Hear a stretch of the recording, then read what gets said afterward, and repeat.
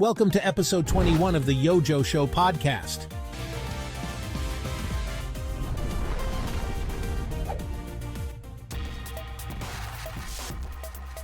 Brace yourself. Tech, politics, health. It's all here.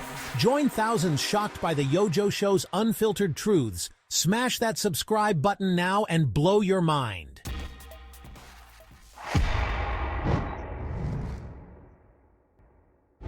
Hey, everyone, and welcome to the YoJoeShow podcast. Hey, Joe.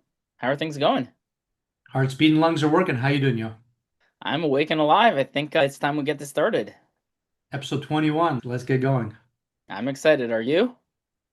Always. There's just so much, and we're always just trying to make sure we fill in as many holes as possible. Everybody's got things that they've asked us to include, but like we usually do, let's start off with something just that touches the heart and makes us think a little bit. We start with fun, we end with fun, we put fun in the middle and throughout. So, yeah, we get some serious topics too, but we definitely like the fun, that's for sure. Listen, life is multifaceted. We don't want to just make the news boring, and we just don't want to discuss just the news. We want to talk about things that touch our everyday lives. And let's start with this.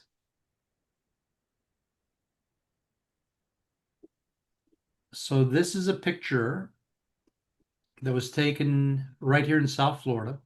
It's actually 4 pictures. We put a little collage together. Here's a guy on an e-bike that's got this trailer that clearly he and his pals put together. What you may not be able to tell is there's a lawnmower on the back of this thing. This guy clearly has set himself up to go cut lawns. He goes around on this contraption, I guess you could call it, but it works. And I love that he's got his American flags all flying right there. He's got a couple of big flags one on his bike and one on the trailer. Did you see that? Yeah, and he's got his visibility jacket. This is the grit that made America. Yep. Where even if you've got nothing, you can start a business, you can make money, you can make a living, a respectable living for yourself and grow in life. And it's beautiful to see. Some people start with these lawn businesses and turn into multimillionaires, sometimes through the business and sometimes graduating to other businesses. But it's just beautiful. Yeah, if someone says, "Oh, I can't do it, I don't have anyone could list 1,000 excuses as to why they can't do something. This guy listed 1,000 reasons how he would do it. Mm-hmm. Clearly, he's making it happen. Mm-hmm. And he's going and probably does a great job of cutting grass. I actually want to talk with somebody who's further up in traffic, and before I knew it, I was on the turnpike and he was heading the other way in city traffic. But it's just, to me, this is inspiring. This is like awesome. So that is the answer. Especially with a generation who say that they can't get their own place and they got to live in their mom's basement because it's too hard to make a living and they can't have any kids or raise kids. They can't afford it. Get out and get a job. Respect yourself. Yeah. And then others will respect you too. This does not look like the kind of guy who wants to sit at home collecting welfare. To me, any able-bodied person that can do something, I'm not saying everyone's going to be as creative as he is and as hardworking as this guy clearly is, but that just goes to show, and it's a reminder. I think we should all put this picture up, and anytime we think we can't do something, we should remind ourselves of him. And how, guess what? There's always an answer. There's always a way. And he's even wearing a helmet. So kudos to that. Very professional. So I thought that'd be a fun sort of way to start, to at least look at what the world is all about, the realities of day-to-day life. But really our first story that I think we want to cover it's not a very pleasant one. Unfortunately, some very tragic things have been transpiring here in the United States. Yeah, and it's not certainly the first time. And again, it's just frustrating, to say the least, when you see things happen and it doesn't look like there's any end in sight. But bottom line is, I think it's important for us to discuss. We're going to start by covering the story that's probably the biggest story right now. Let's start with some video, and then we can discuss. Here we go. Welcome to Rob Schmidt tonight. This morning, reports of a shooting at a Catholic school in Minneapolis began to pour in. The details were horrific. Someone had opened fire on little kids at a welcome mass, the start of school.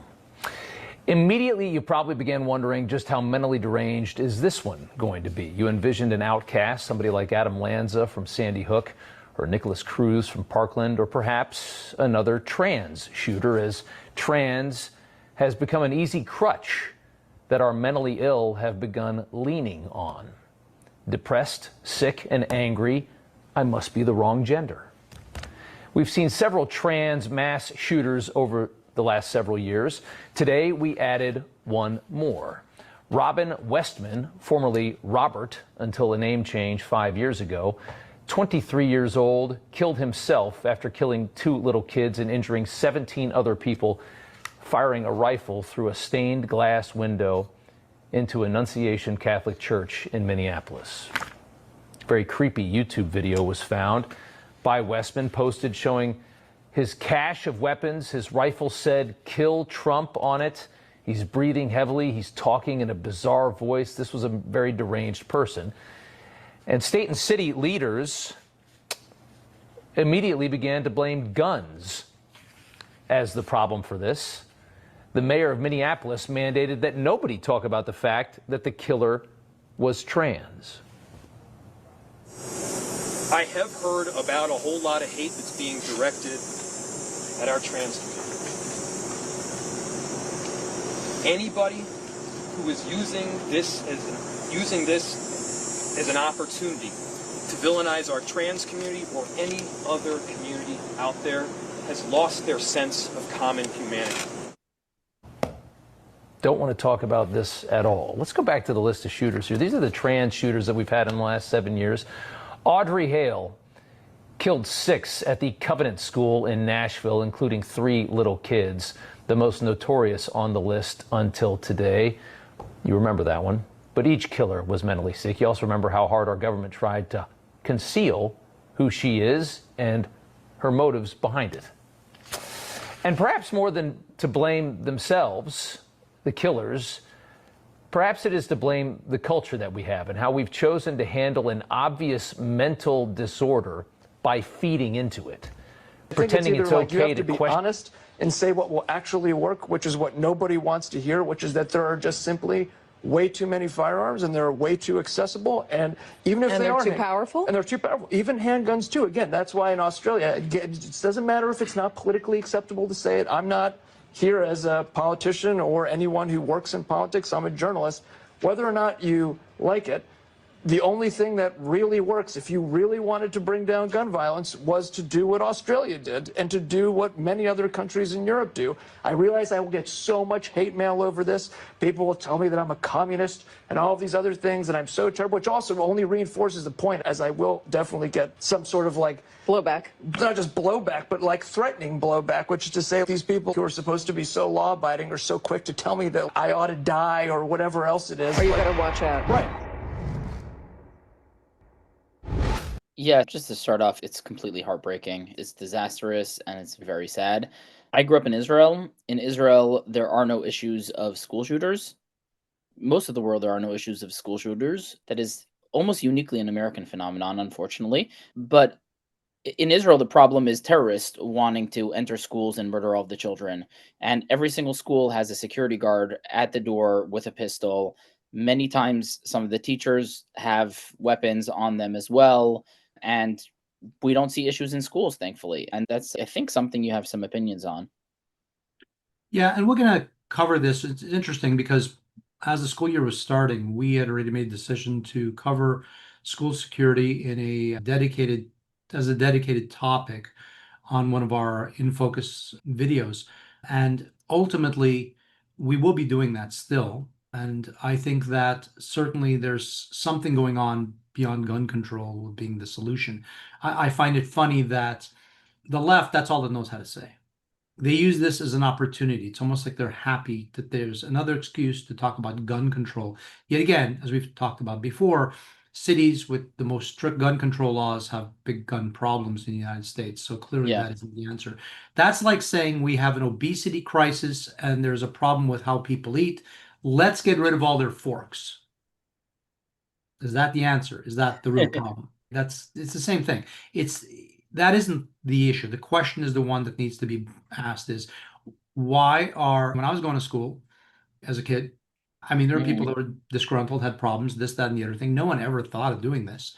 And it wasn't until the last few years, that this has become like more commonplace. Before it was like unheard of that someone would go and take a weapon to school. It just didn't happen. People didn't do it, not because they didn't have access to weapons then. And in rural America, people had grown up around guns forever, but they didn't have in their wildest dreams the notion of doing these types of things. So that's, to me, the question that will provide some sort of solution. And in the interim, we have to better protect the students that are in school. And as we found out here in the United States, even having school resource officers and one police officer that's dedicated to the school, or two perhaps, may not work and oftentimes doesn't. And times we have entire police departments show up and they stand around for over an hour trying to figure out what to do. So this is not the way we want to protect our kids. And for this particular issue that we're talking about now, is this is someone who went to a school they used to attend, who has, it's a religious school that has services. They had a beginning of the school year service and they were in church, and they went up, as far as I know, they didn't even go into the church. They were shooting from the outside indiscriminately. And they have a whole manifesto and a whole explanation as to why they were doing this. And as you and I discussed previously, they even wrote, had two long guns and they had a handgun, and they wrote messages on the guns. As you mentioned, anti-Semitic messages. Yeah, this guy, he wrote, it's interesting, he wrote so he wrote 6 million not enough, obviously referring to killing the Jews in the Holocaust. And then he also wrote some Islamic texts, and that's where you see this green-red convergence where radical left and radical Islam kind of meet in the middle. He wrote Mashallah, which is Arabic meaning God has willed this. So basically saying, I'm doing this in God's name. And then he also wrote Nuke India and Israel Must Fall. And he also references the 9/11 attacker, Muhammad Atta, who was a terrorist who participated in the 9/11 attack. Yeah, saying that the problem is the guns is, it's funny, at the end there, he was saying the only way to solve this is the way Australia did, taking away people's guns. We just covered last week how Australia is trying to take away people's machetes now. So apparently taking away the guns doesn't help when you've got lunatics and you reinforce them.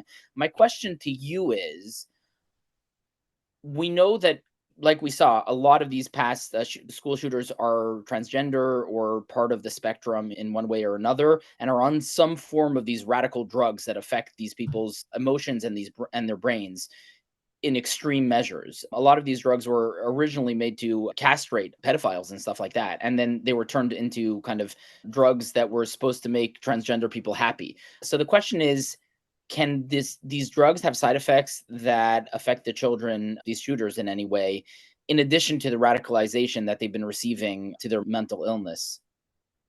So that's what's being looked at now. One of the challenges is that the population that typically winds up getting gender affirming care, quote unquote, transition surgery, that gets medication, hormone therapy, they're also getting other medication. Typically, like most of these individuals have depression, so they're getting SSRIs and other type of medications that are mood altering.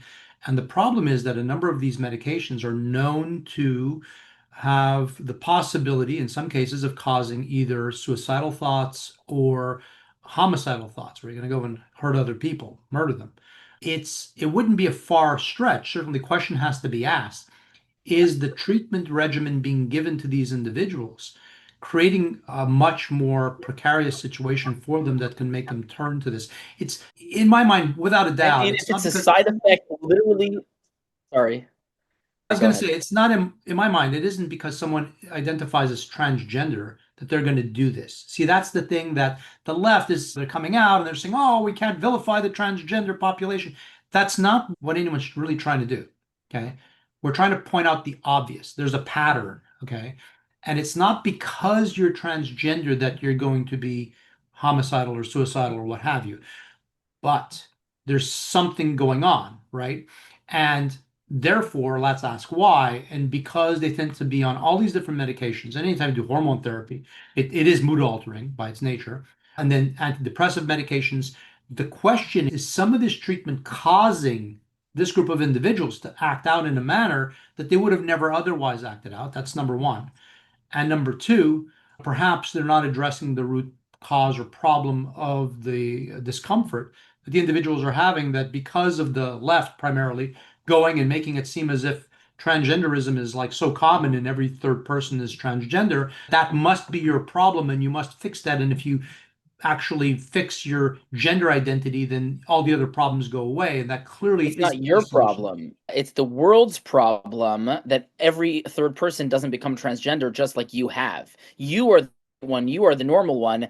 Everybody else is screwed up because every third person should be a transgender according to what the media has been telling us. And that's the, like you mentioned, is the real problem. But what I think is that if it literally says on the flippin' box as one of the side effects that it can make somebody homicidal and suicidal, hint, hint. Yeah, maybe that has something to do with it. Maybe we should I stop think being our a lot kids of the getting drunk. people, including a lot of the reporters that are reporting this, they don't understand really what the concern is. The concern is that yes, maybe we're creating a situation where individuals are being, they're becoming more unstable, and we're not addressing the root problem. They're gravitating towards this gender identity crisis and then being treated with all kinds of medications that are putting them in a situation that there's got to be a reason why so many of these individuals who are doing this happen to also be identifying a certain way.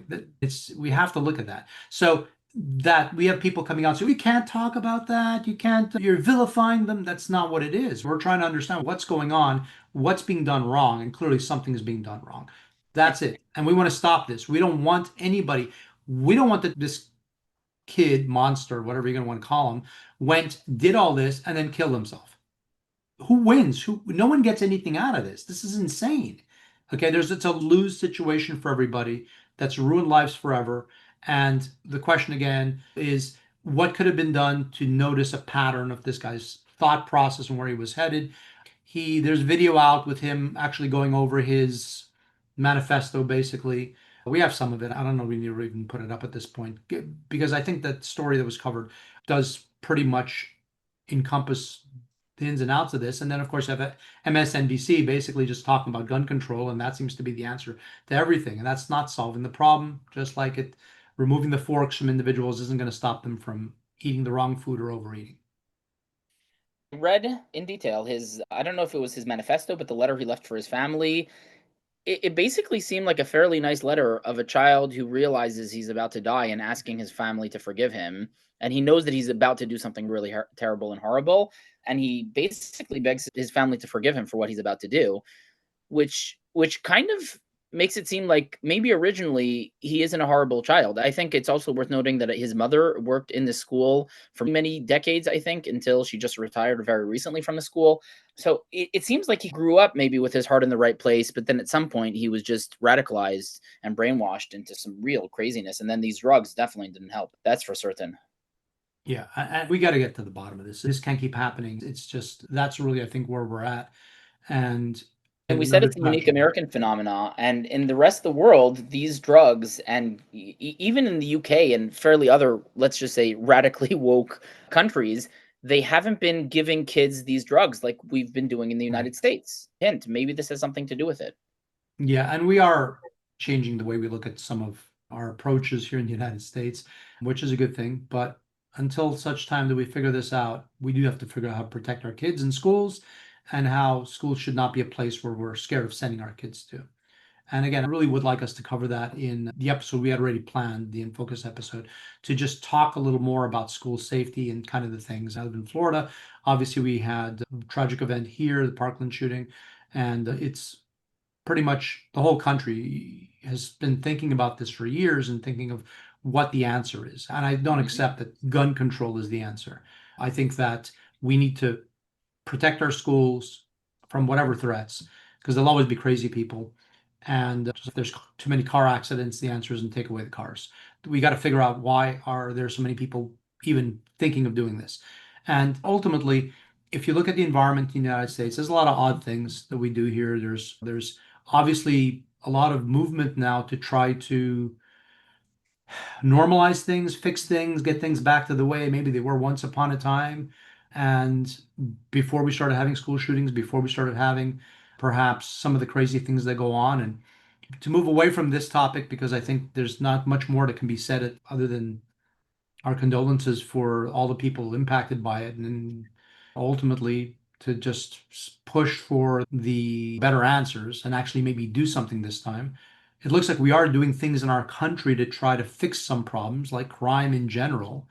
We covered obviously what's happening in Washington, D.C., we covered what happened in Los Angeles with having National Guardsmen show up and the Marines. And there's been a lot of talk of crime in general also, and what can be done to dissuade people from committing crime and doing things. Again, a lot of these crimes, even like the school shooting things, these are targets that are expected to have minimum opposition to what's happening. They're not going to a redneck gun range to go and start shooting because they'll have 100 guys there that'll take the person out in 10 seconds. Okay, they're going to places where they expect to not have much firing back towards them and that they'll be able to get away Soft with what they targets. do. So, yeah, that's what this is. They're looking for easy targets, right? And the same thing for crime in general. If there's some guy that looks like he goes to the gym 3 times a day and his arms are bigger than my body and he's walking down the street, do you think someone's going to try to mug that guy? Probably not. A gun beats muscles, but still. But still, he probably wouldn't be the typical target, where someone that's more frail looking, older, a young, petite woman that maybe doesn't look like she goes to the gym, probably would be more of a target for someone that wants to steal your iPhone or something. The idea being obviously to discourage at least any kind of act that's violent or criminal and so forth. And of course, all these cities are talking about, especially the left-leaning cities, don't want to have federal interference or what have you, or presence in their cities. Illinois, which is certainly a bastion of bluism and has its own problems with crime. It has gun control over there. Huge problems with crime. Like you said, even with some of the most rigorous gun control in the United States. But what do you think J.B. Pritzker thinks when he's being asked about having any federal presence in his state? What do you think? How do you think he's welcoming them? Or what do you think he says? Oh, there's no need. He leads the safest state in the nation, even though that's a complete and utter lie, I assume. I know that it's a lie. I assume that's what he's going to say.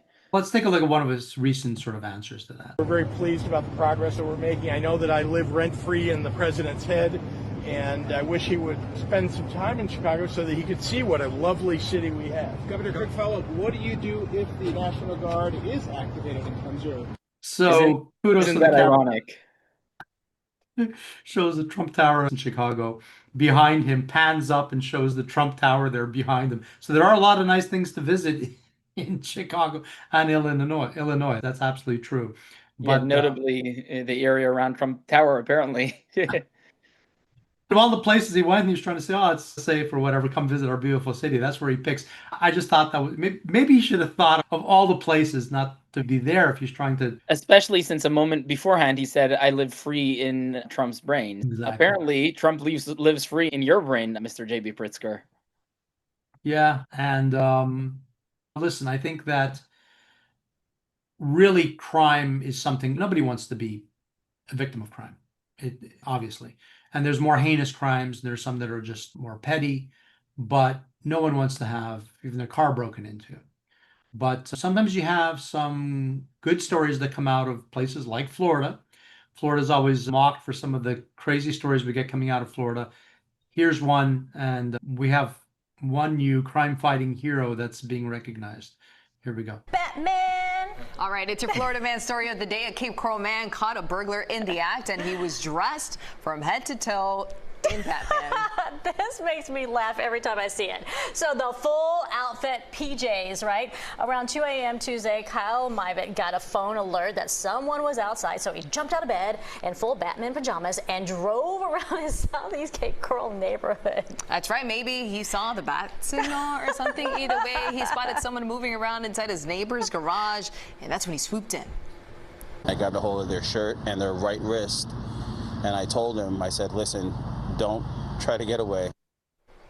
So police showed up and quickly arrested this man, Justin Schimple. They say that he had taken 2 pairs of Ray-Ban glasses, as well as a wallet and more than $500 in gift cards. I cannot get over the Batman pajamas. I don't know. Do grown men wear Batman pajamas still? That's what I'm wondering. No, they don't. Oh, come on, guys. Maybe you just threw that on really quick before you ran right, out. Hopefully it's a PJ, though, and not costume. Right.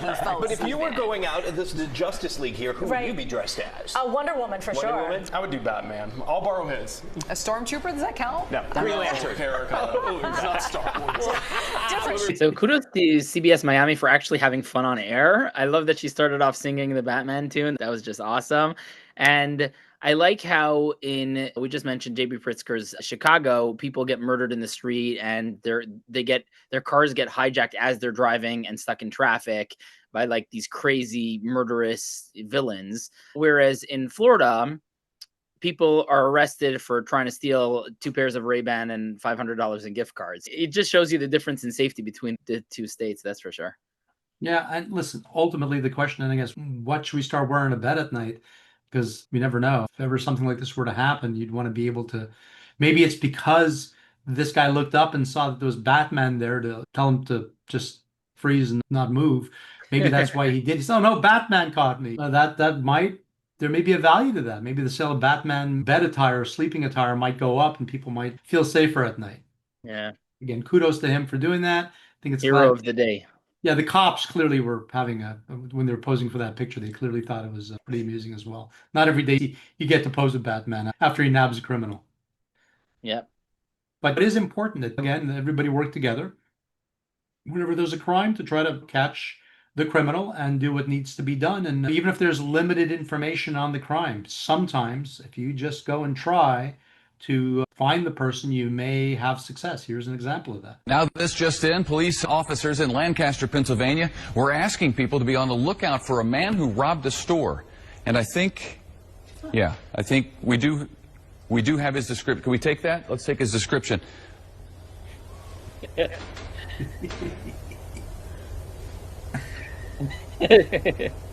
Okay.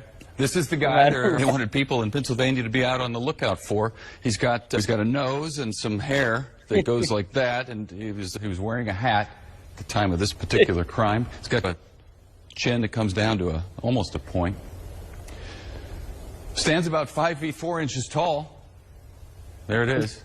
Get a good look for yourself. Oh, and now I'm getting word that police actually caught this guy, thanks to the sketch, no doubt. So here's a picture of the real guy next to the sketch that led to his arrest. Where's the pointy chin? It's uncanny, Lisa. The guy on the left is now charged with 2 counts of theft, is being held in the Lancaster jail. And I say give that sketch artist a raise. This wouldn't be so funny, except it's a real sketch.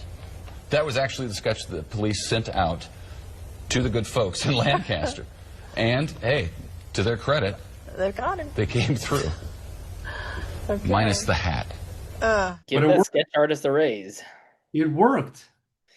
It's funny. Always was surprised how, at least in movies, the sketch artists are always so great. The pictures come out, it's like perfect. And I'm like, damn, they are talented. How did they make this art based on such little information? But apparently this one worked. Give that sketch artist a raise. It may have been the worst sketch ever, but it really worked.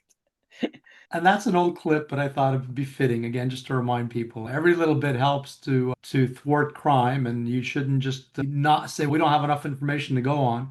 Bottom line is whatever we can do to prevent or take action against crime, we should. And so even that proves it, that anything's possible. Shifting gears, we know that the Democratic National Committee, the DNC, had its summer get-together. And you would think by now they might have learned something. But it looks like they're doubling down on the wokeism. They opened up by making these huge statements about how they're on stolen land, and which, again, if it's stolen, maybe they should give it back. I don't know. They just can't seem to explain that part of it. We're on stolen land. We're going to keep being on stolen land. They talk a big talk, but they do not walk the walk. And that's a big thing up in Canada.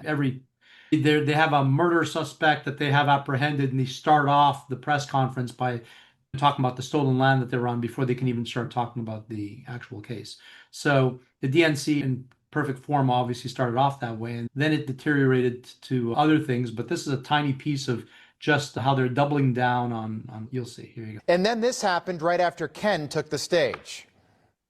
Oh, I need more sound. Love of neighbor is part of so many expressions of faith and wisdom. Neighbor doesn't just mean the person living in the apartment or the house or the tent next to you. Ah, the tent next to you.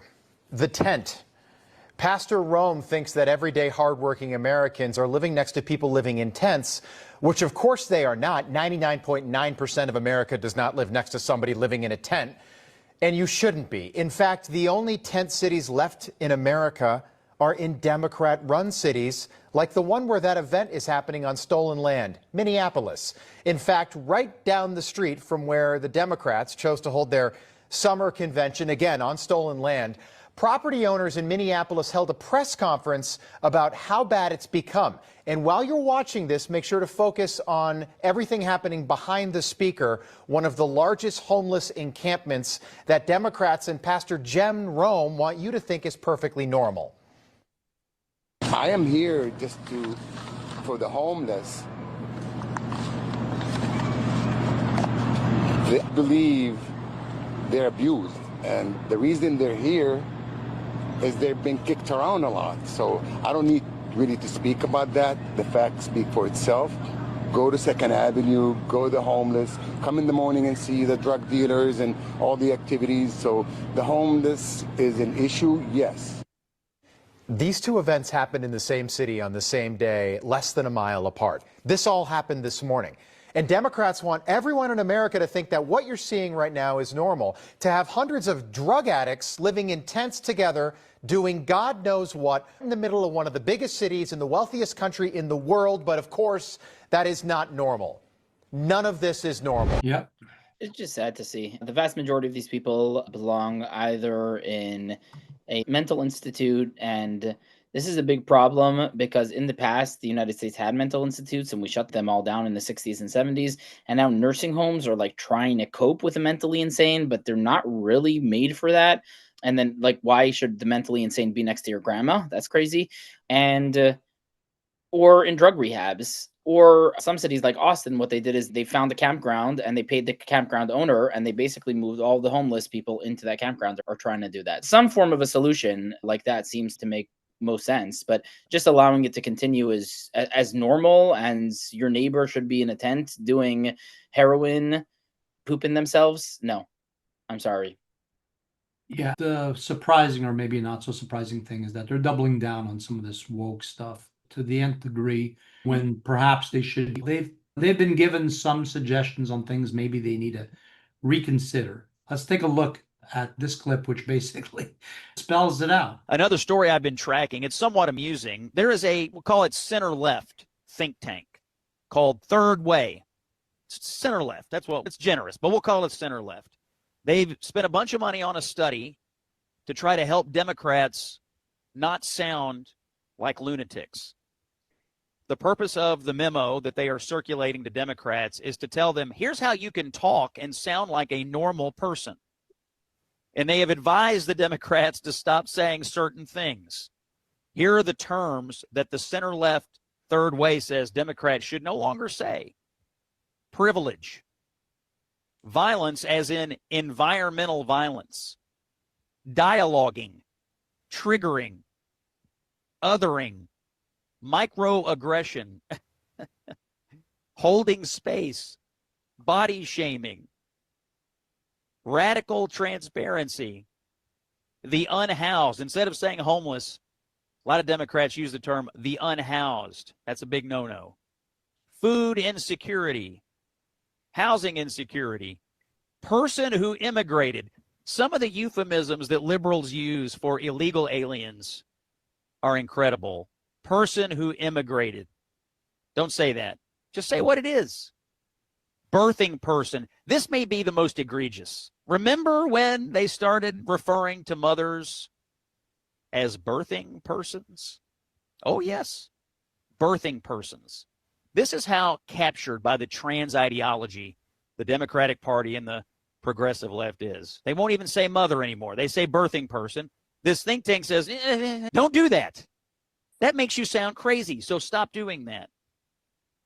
Dead naming. There's another one from the trans world. Heteronormative. I'm going to be honest with you. I don't even know what that means. Heteronormative. Patriarchy. Don't say that. LGBTQIA+. Probably not helping you sound normal. BIPOC. That's an acronym. Not certain I can tell you what the words are, but BIPOC. That's an acronym. Allyship. Incarcerated people. So instead of saying criminals, as in you committed a crime and got put in jail, Democrats will call you an incarcerated person. They won't call you a criminal. They'll call you an incarcerated person, as though maybe you're not a criminal. You probably are. 30. Involuntary confinement. Again, if you've been in prison for committing a crime, they say he's just under involuntary confinement. Folks, Democrats have to hire consultants to tell them what not to say to sound like normal human beings. That is the current state of the Democratic Party and the progressive left in the United States of America. It's why they have a 33% approval rating. Scott Jennings, the conservative voice on CNN, or one of the few conservative voices on CNN, his own radio show there. What do you think? Yeah, first of all, the fact that, so I'm a little confused. Is this trying to help the woke sound less woke, or is this just the new version of woke? That's what I'm trying to figure out here. They're telling them what words they should stop using. Doesn't mean they won't believe in it. They just should stop talking that way because people are starting to like take issue. Get pissed off by all this bullshit. Yeah. So it's ironic that this is like the center left. Like, where is the left then? He's being kind to the think tank that came up with that, saying, look, if you're not way off on the left end of the spectrum, falling off the edge, you probably don't want to be using all of these words in terms. Like, there's actually words for some of these things. Like, mother is a word, and everyone knows who someone's mother is. And there's biological mother if they actually are the one who gave birth to the child. It is what it is. We don't have to invent new words for that. And you could say that someone's mother now identifies as the father, but because they gave birth to the child, they're still their mother as well, and can now be their father too, perhaps. But to come up with these other words and descriptions just seems unnecessary, perhaps. And if anybody uses traditional language, somehow they're bad people.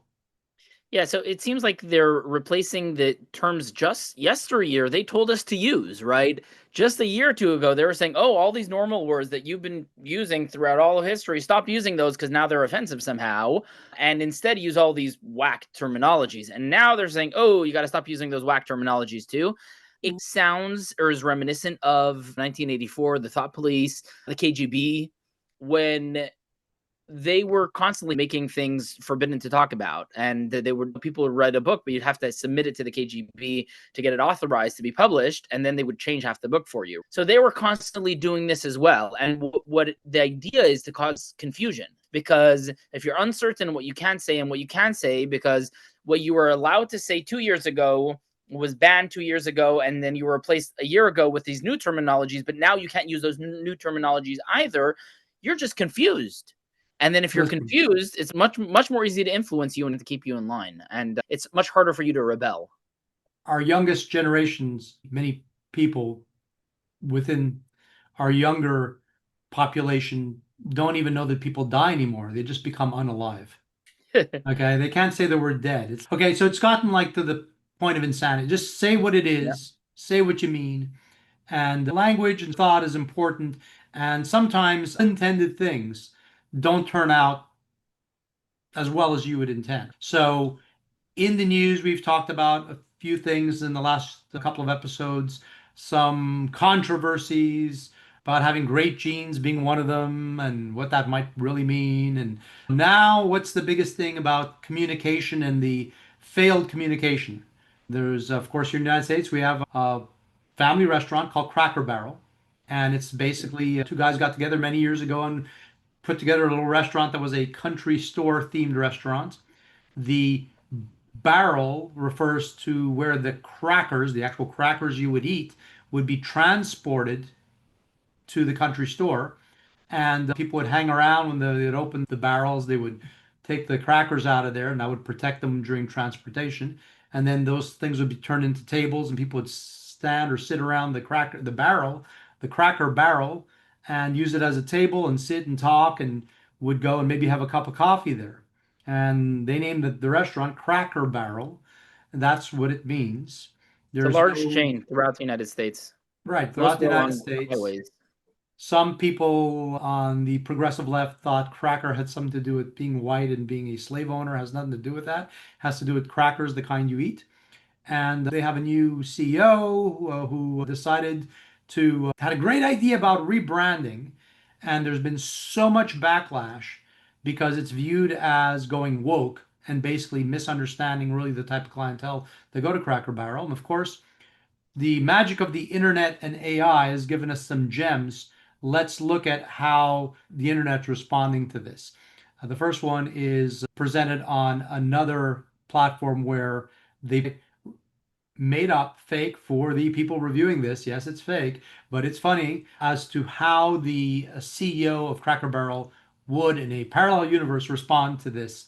Let's take a look. All right, AI strikes again, this time for good. So here's the Cracker Barrel situation brought to you by AI. Watch. I'm Julie, CEO of your favorite Southern themed restaurant, and I want all of you to know that we hear you. We fucked up. So we're going to fix it, starting with Uncle Herschel. Don't you dare move from that rocking chair, sir. You're back in the logo. Yeah. You said we went woke. That. Not only did we go back to our Southern roots, we doubled the down. How are those pancakes tasting? It's like a Kid Rock concert in my mouth.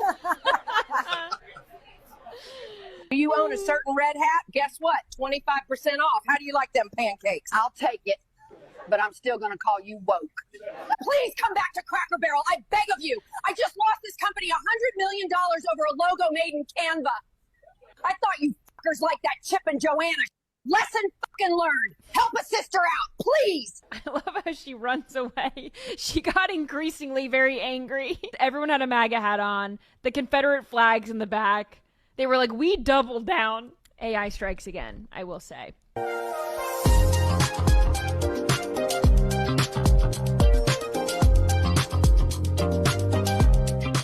Nightly Scroll with Haley. I think we should check out her channel. It seems like they put some interesting things on there. Obviously, someone put this thing together, did an excellent job of injecting satire into this whole situation.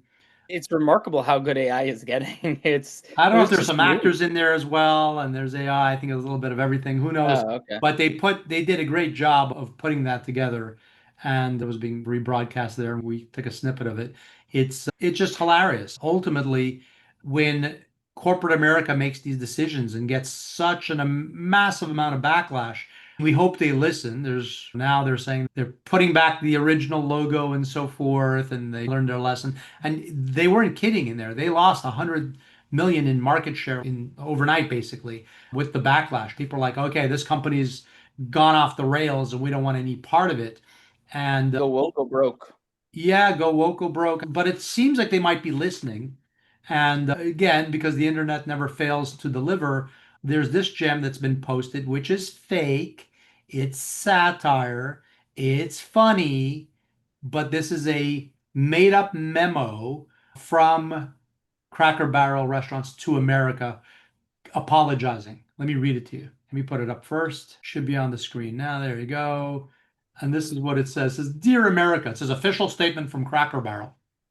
Dear America. We heard you.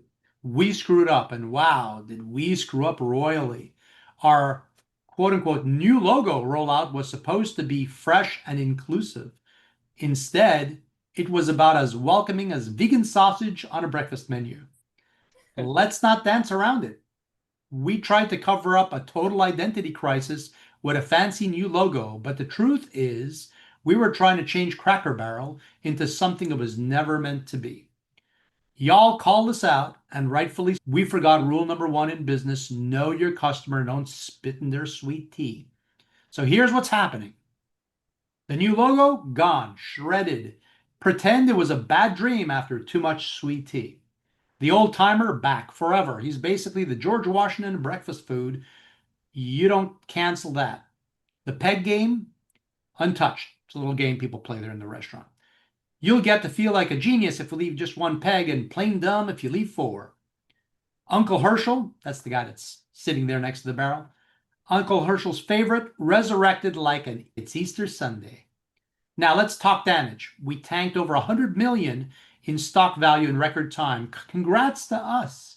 We made Enron, that was a company that had some pretty bad problems, went out of business years ago. Enron looked like financial geniuses. To fix it, we've informed our CEO, yes, the one with the glasses, so big she can spot a squirrel in the next county, yet somehow couldn't see the customers leaving. Yep, her last day is Friday. It's Friday. Okay, that's, again, this is made up. We don't expect a standing ovation, but at least clap slow enough for us to hear it while we crawl back to normal.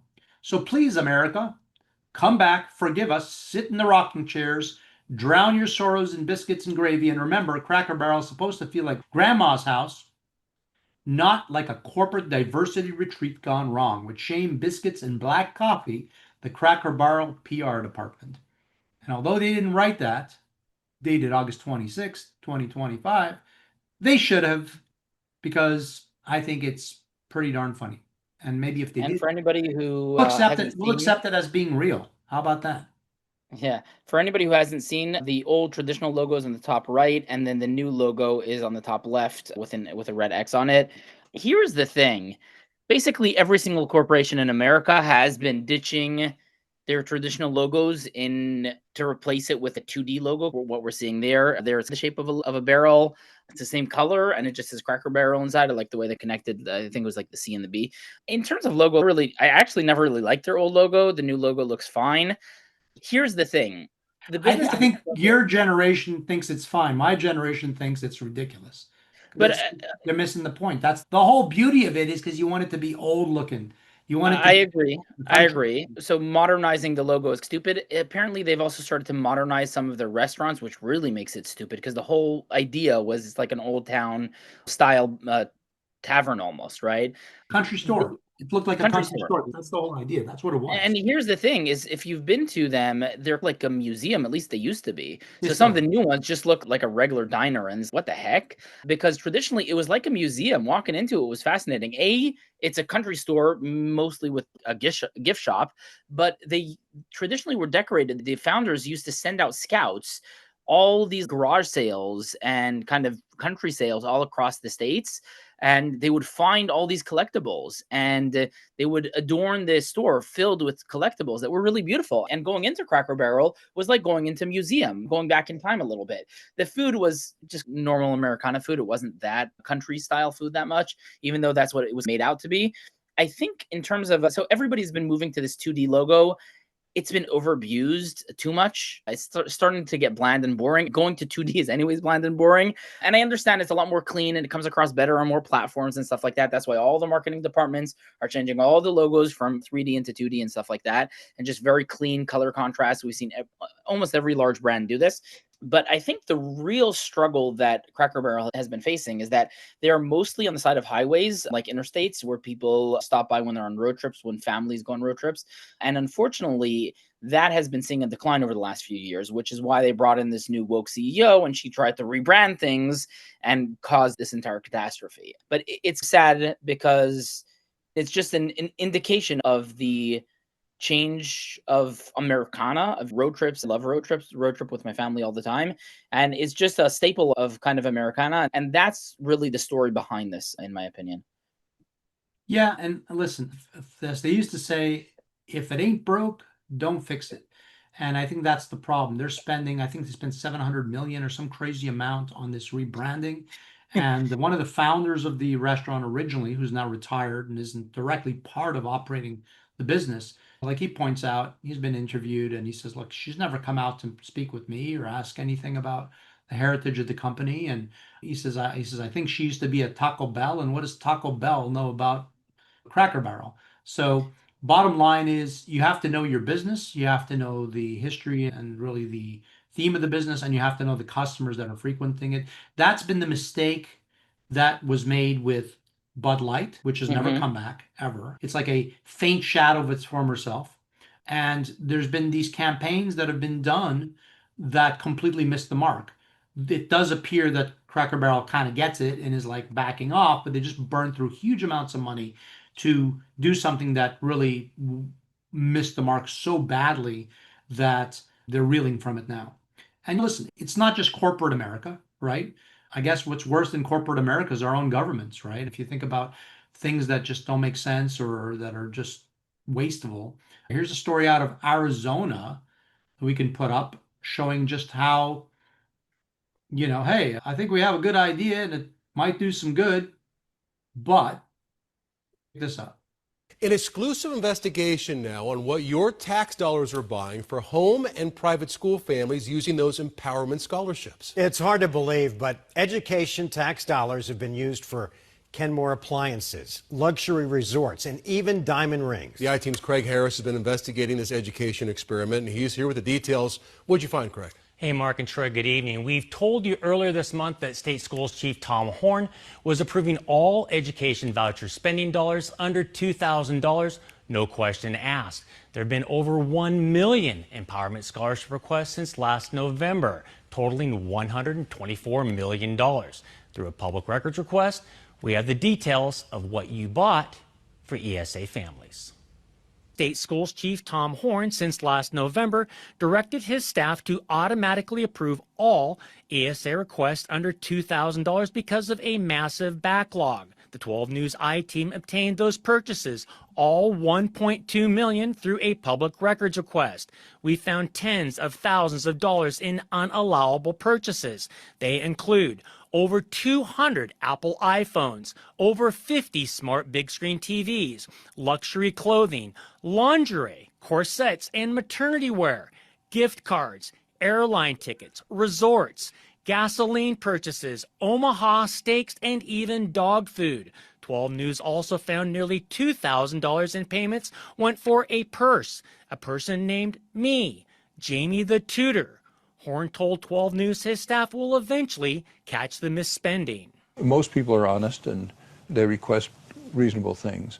The unreasonable ones are about 1%, and we recover them afterwards. So there's no thing where people can just get away with murder on things under $2,000. That's interesting, because I wanted to talk to you about that, because we found some pretty curious things on there ourselves. We showed Horne several of the questionable purchases we found, including women's clothing and Broadway shows. We also found roughly $3 million in purchases from Costco, Amazon, and Best Buy. There was no description of what was purchased. Yeah, a little insane. Yeah, very much insane. First of all, they started off the part by saying it's hard to believe. It's not hard to believe. If you give people free money, they'll use it on whatever they want. Now, we are, I think, staunch supporters of school vouchers because we believe that every parent should have the right to send their child to whatever school they see is best for their child. But that means that the money should be going to a school. I understand a lot of parents homeschool, and that's where kind of this whole corruption scheme comes in. But if you say, hey, we'll approve anything under $2,000, then people will just spend it on anything. That is not hard to believe, that's for sure, including Gucci bags. The idea of school choice is a very good one. Homeschooling is a decent option too for a lot of people, especially the way the education system has been has turned to horrible recently. The question is, there should be a limit or some type of strict. If you do homeschool and most parents don't homeschool, then there should be some way to monitor exactly what you're spending. I don't know exactly how it should work, but it shouldn't be too hard. But the way he said, oh, don't worry, we're going to eventually catch the spending, catch the criminals. Yeah, tell that BS to somebody else. I ain't buying it. That's for sure. That's in one state.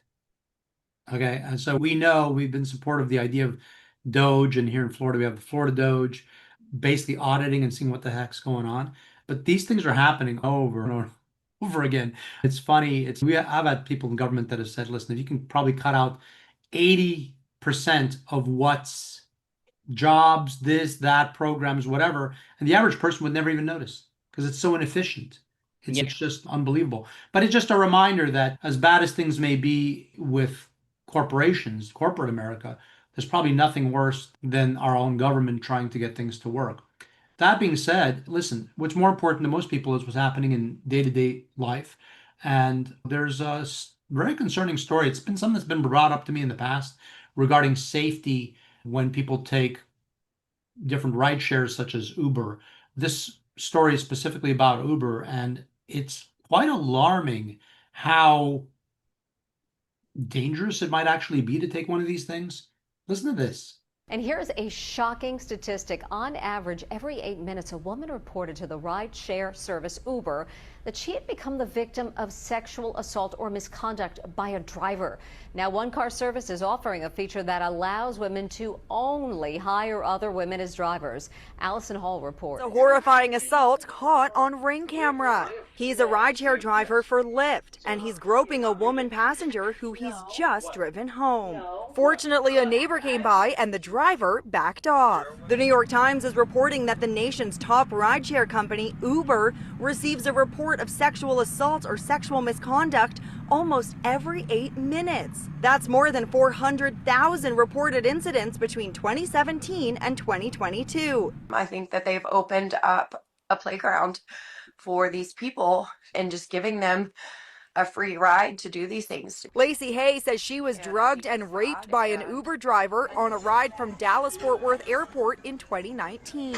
I just remembered bits and pieces. I can remember at one point being in the backseat of his car, and I remember waking back up. This sexual assault on a woman at the southernmost point in the continental U.S. in Key West was caught on EarthCam after she was driven there by her Uber driver. The driver is now serving 10 years for sexual battery. Samuel Josephson has been campaigning to make rideshares safer ever since his daughter Samantha was stabbed to death in 2019 by a fiend posing as an Uber driver. Surveillance cameras captured the moment the University of South Carolina student stepped into the killer's car. How many deaths does it take? How many sexual assaults does it take for you to make change? One new safety feature, the rideshare company Lyft has a program in which women passengers can request but are not guaranteed a female driver. I tried it. I've been trying to request a female driver on Lyft for over 20 minutes. I've tried 12 times and I keep getting matched with a male driver. It doesn't seem like any female drivers are available. Every time I hear someone say, I'm going to take an Uber, I cringe. You don't know who you're getting in the car with. Lyft says they take reports of sexual assault seriously. That driver was deactivated from their app and they are cooperating fully with law enforcement. Uber says they've invested billions and countless hours into making rides safer, particularly when it comes to sexual misconduct and assault.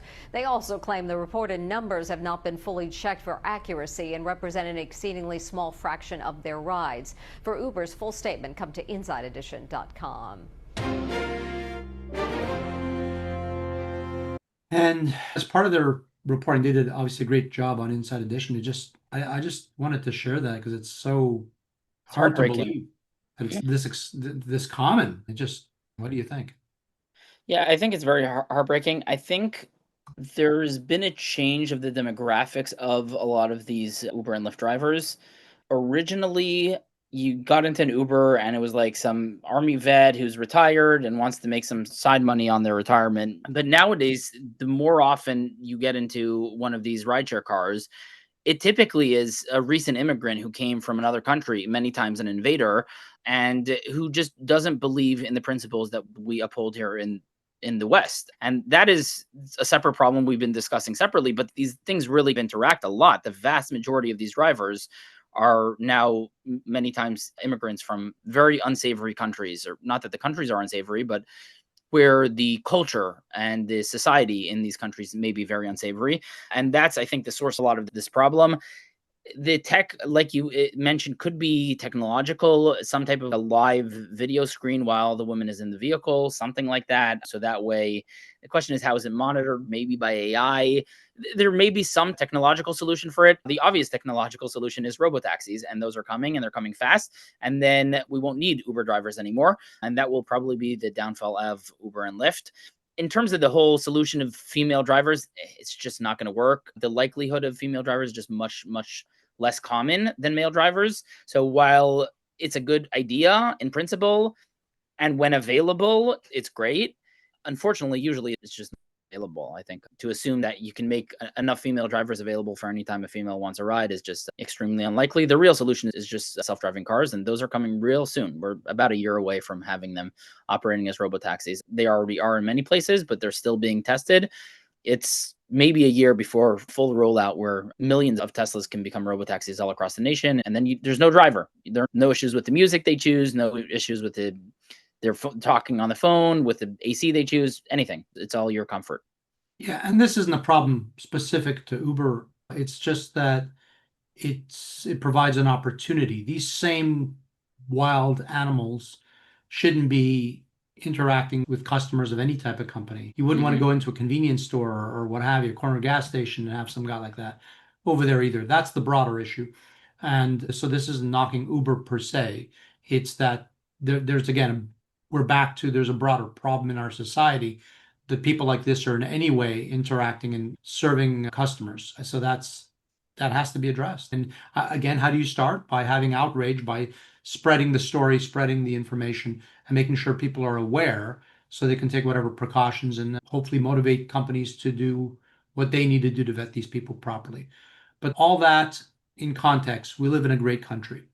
And it's that time of year again, back to school, and hopefully this year, all years past, people come out and they show some pride in being American and what makes us unique. And I think you might find this enjoyable. Here's a demonstration of just what it is, in part, to be American. Yeah. This is the key that makes us wind up when the beat comes on. Man, it feel good to be a Zeta. Yeah. When it's work, we still looking fly. With our best friends, they right by our side. ZTA, let us come with pride. We in Brian Denny screaming roll tide. Hey, man, it feel good to be a Zeta. Man, it feel good to be a Zeta.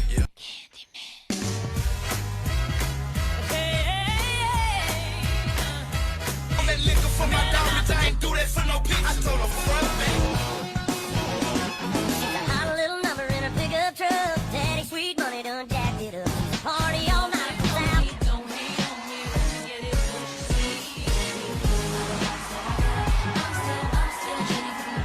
Bible 82, this is something you can do.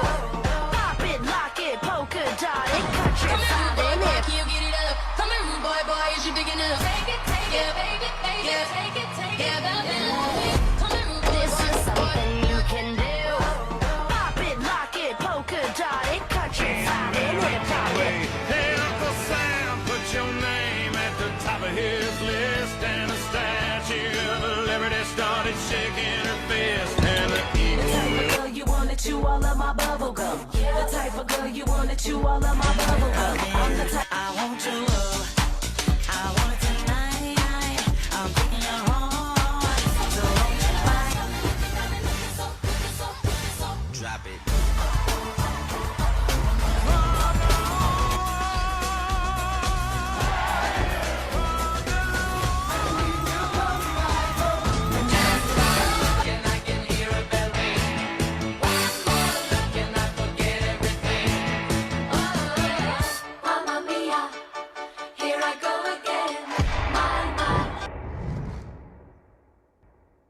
Oh, American sororities and Mamma Mia, yeah.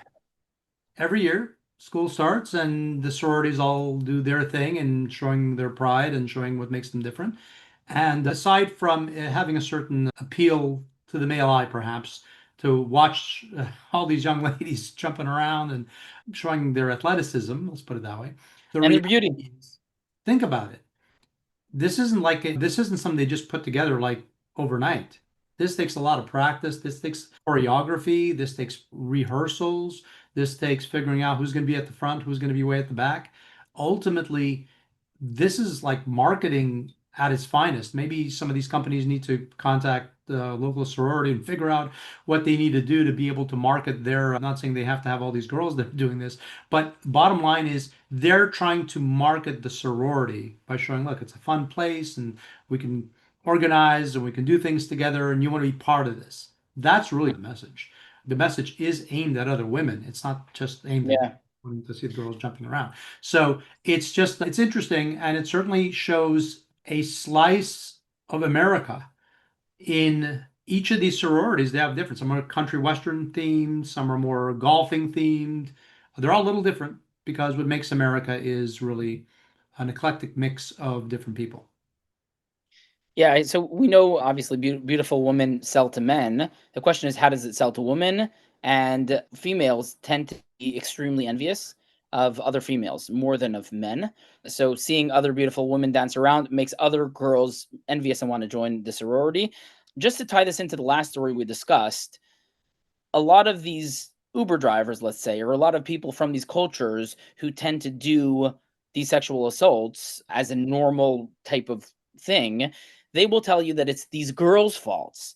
Did you see the way the girl dressed? She tempted me. It's not my fault I raped her. It's the girl's fault. And they would look at this and try and blame the evil American girls for being unmodest and therefore they got raped or sexually assaulted, when in reality, that is not the case. Women have every right to dress beautifully and provocatively if they choose to, and men should learn to control themselves. And if they can't, they should get the hell out of this country because they don't belong here. Yeah, without a doubt. Obviously, again, there's no condoning any kind of behavior like that. And that, again, does tie back into themes from other episodes where we talk about immigration and some of the sort of ideologies of individuals that are coming to our country and what they consider normal and acceptable. And we'll touch on that in just now in this next segment as we talk a little more about things happening around the world. Perhaps to start on a lighthearted theme, and maybe as a segue from all these sorority girls dancing and showing their skills, let's go around the world and start off with another example of maybe some half decent dancing skills, or at least they're trying. I got to give them some credit for that. Let me know what you think. Watch this.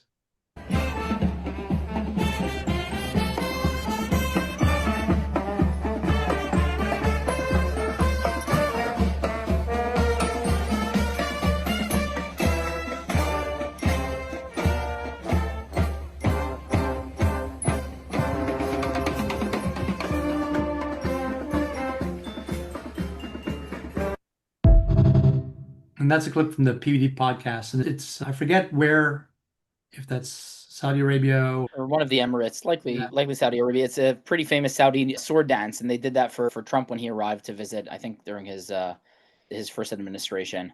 They had them dancing to the YMCA song. Yeah, which somehow became this symbolism of Americana, which is awesome. It really has. And it's just a fun transition from one dance to another.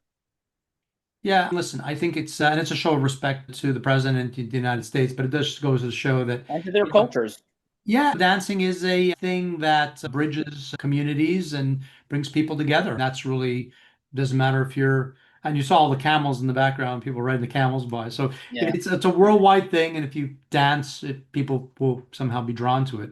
I also think dance is one form of communication. Music is song, and sometimes just plain words are important. And we reported last time about some real important developments in the world, peace that has come after decades of strife and death and carnage. And we talked about Thailand and Cambodia, and that was big. And I thought this would be a fitting thing to just put a sort of knot in the bow on that particular story.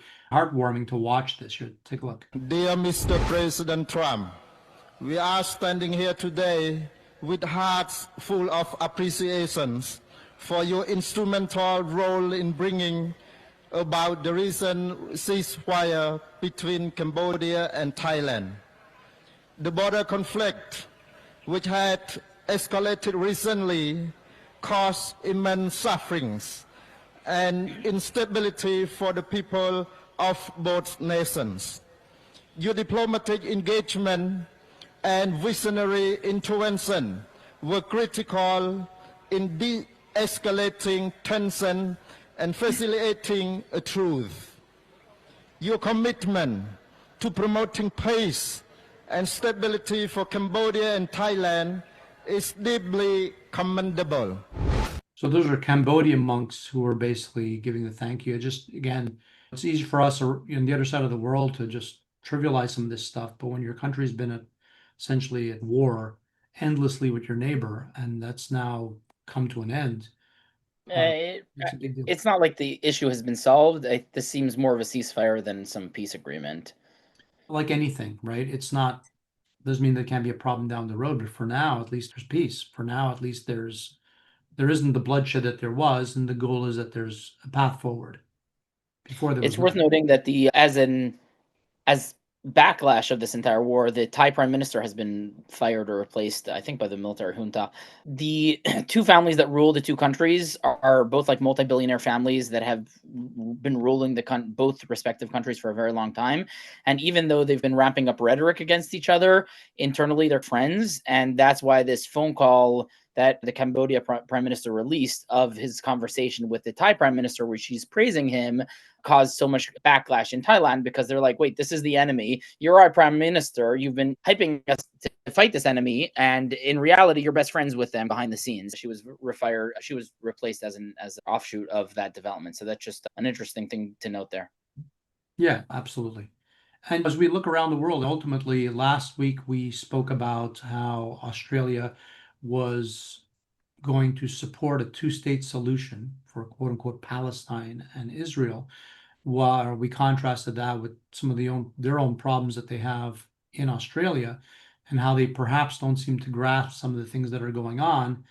And now this out of Australia. These were extraordinary and dangerous acts of aggression orchestrated by a foreign nation on Australian soil. Since the terrible events of October 7, 2023, we have witnessed a number of appalling anti-Semitic attacks against Australia's Jewish community. ASIO has now gathered enough credible intelligence to reach a deeply disturbing conclusion that the Iranian government directed at least 2 of these attacks. Iran has sought to disguise its involvement, but ASIO assesses it was behind the attacks on the Lewis Continental Kitchen in Sydney on October 20 last year, and the Adass Israel Synagogue in Melbourne on December 6 last year.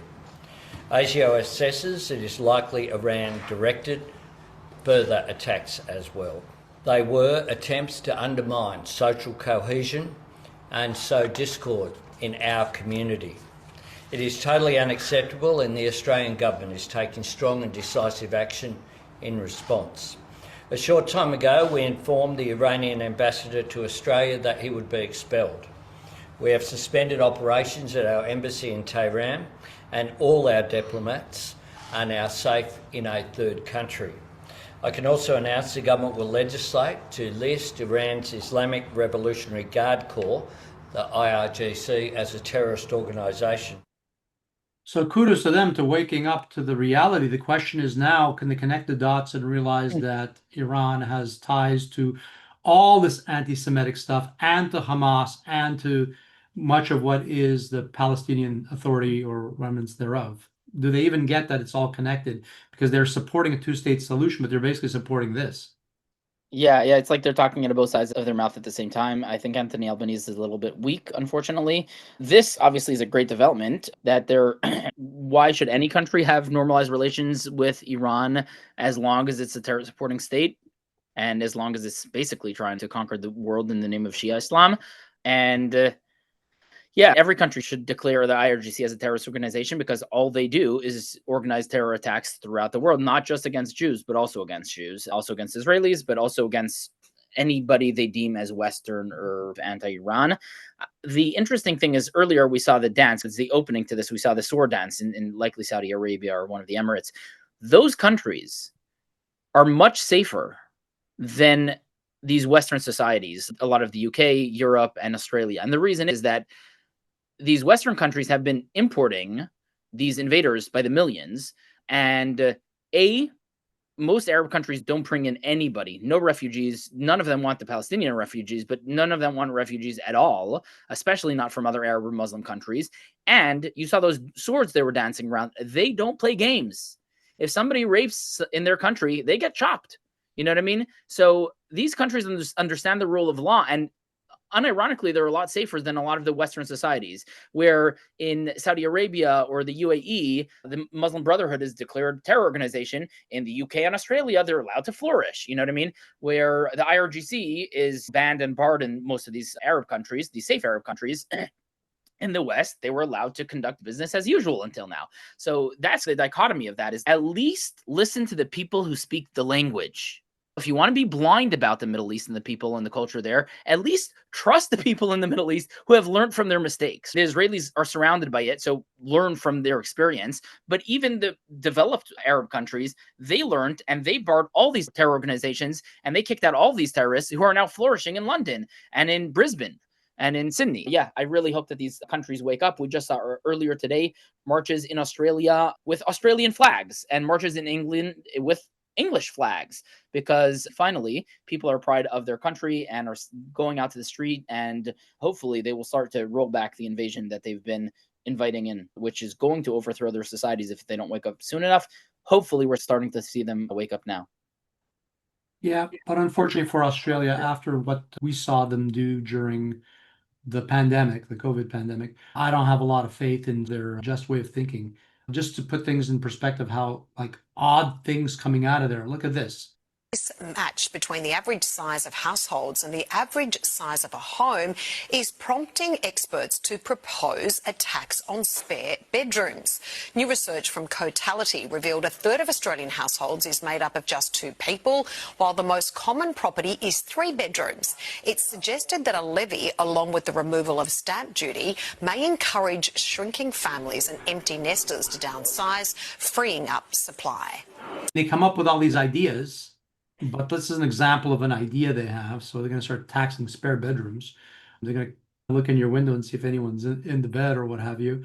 I don't know what they're going to do about how they're going to do that. But bottom line is, it's interesting to have all these solutions, but no different than Cracker Barrel thinking they had the great new marketing program.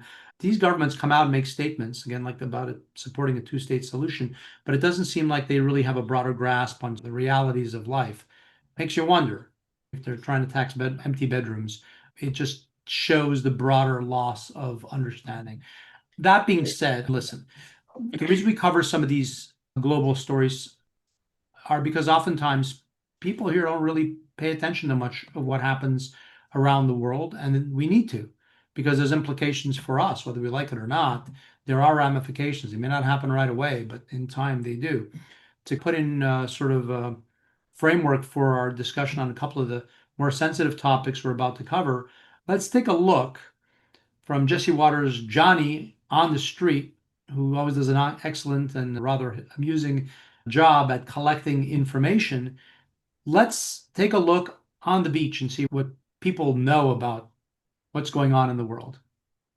Yeah, I think the idea of taxing empty bedrooms is just a new form of taxing the rich, but apparently that means that having a guest bedroom is a crime. How absurd is that? I totally think that's completely not taxing the rich. A lot of the people that have these empty bedrooms are older individuals that still live in the house they've lived in forever, and their kids and grandkids have all moved away, and they're still in that house, and they can't afford to buy a new house or another house because the prices are through the roof, so they're stuck in that house. So I think it's just the rationale behind the idea there. There's all the other woke crazy stuff. It doesn't make any kind of sense. It's just silliness. So anyhow, whatever. I wish them luck, but hopefully that won't pass over there. I don't think the people deserve to be taxed for their empty bedrooms. But let's take a look at what Jesse Waters. What our own American people know about global politics and global news. Unfortunately, not enough.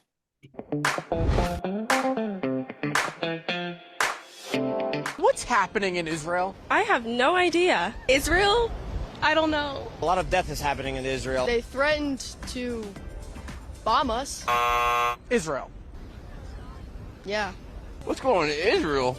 I don't know. I'm on the beach. I don't give a about Israel. People don't want to see you in a bathing suit. Who are they fighting? Afghanistan. United Kingdom. Palestine. Kazakhstan. It's nice. Who is the leader of Israel? Moses? Benjamin Button? Of course it's you. Benjamin. Tell me about China. China has a lot of technology. They make all my clothes. There's a lot of Chinese people in China. There's something else. I don't know. We are putting tariffs on them. Yeah, we are. That's all I know. What is China famous for? Their rice. Chinese food? Child labor? Sumo wrestlers. That's Japan. Oh. What is the president of China's name? Mike. Kim Jong-un. Shoshi. Xi Jin. Wang. Chang. Ping. What's happening with the Russians? They're fighting with China. I think they're still beefing with the Ukrainians. They're up and they're doing too much. They're drinking too much vodka. What's Russia famous for? Cold weather and being pissed off for no reason. Is that a fact? Yes, and it could be a painful one. What's going on with the Italians? We haven't heard from them in a while. They're probably on the beach. I don't know, they're probably making spaghetti. They're peaceful though. What are the Italians famous for? Homemade linguine.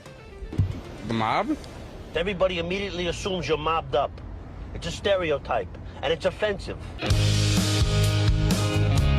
I think that's pretty representative of many of the people here in the United States. And for those not in the US, Wildwood, New Jersey is a great beach, and people just love flocking there. So it was certainly a smart place for them to go and try to get a take on what people know.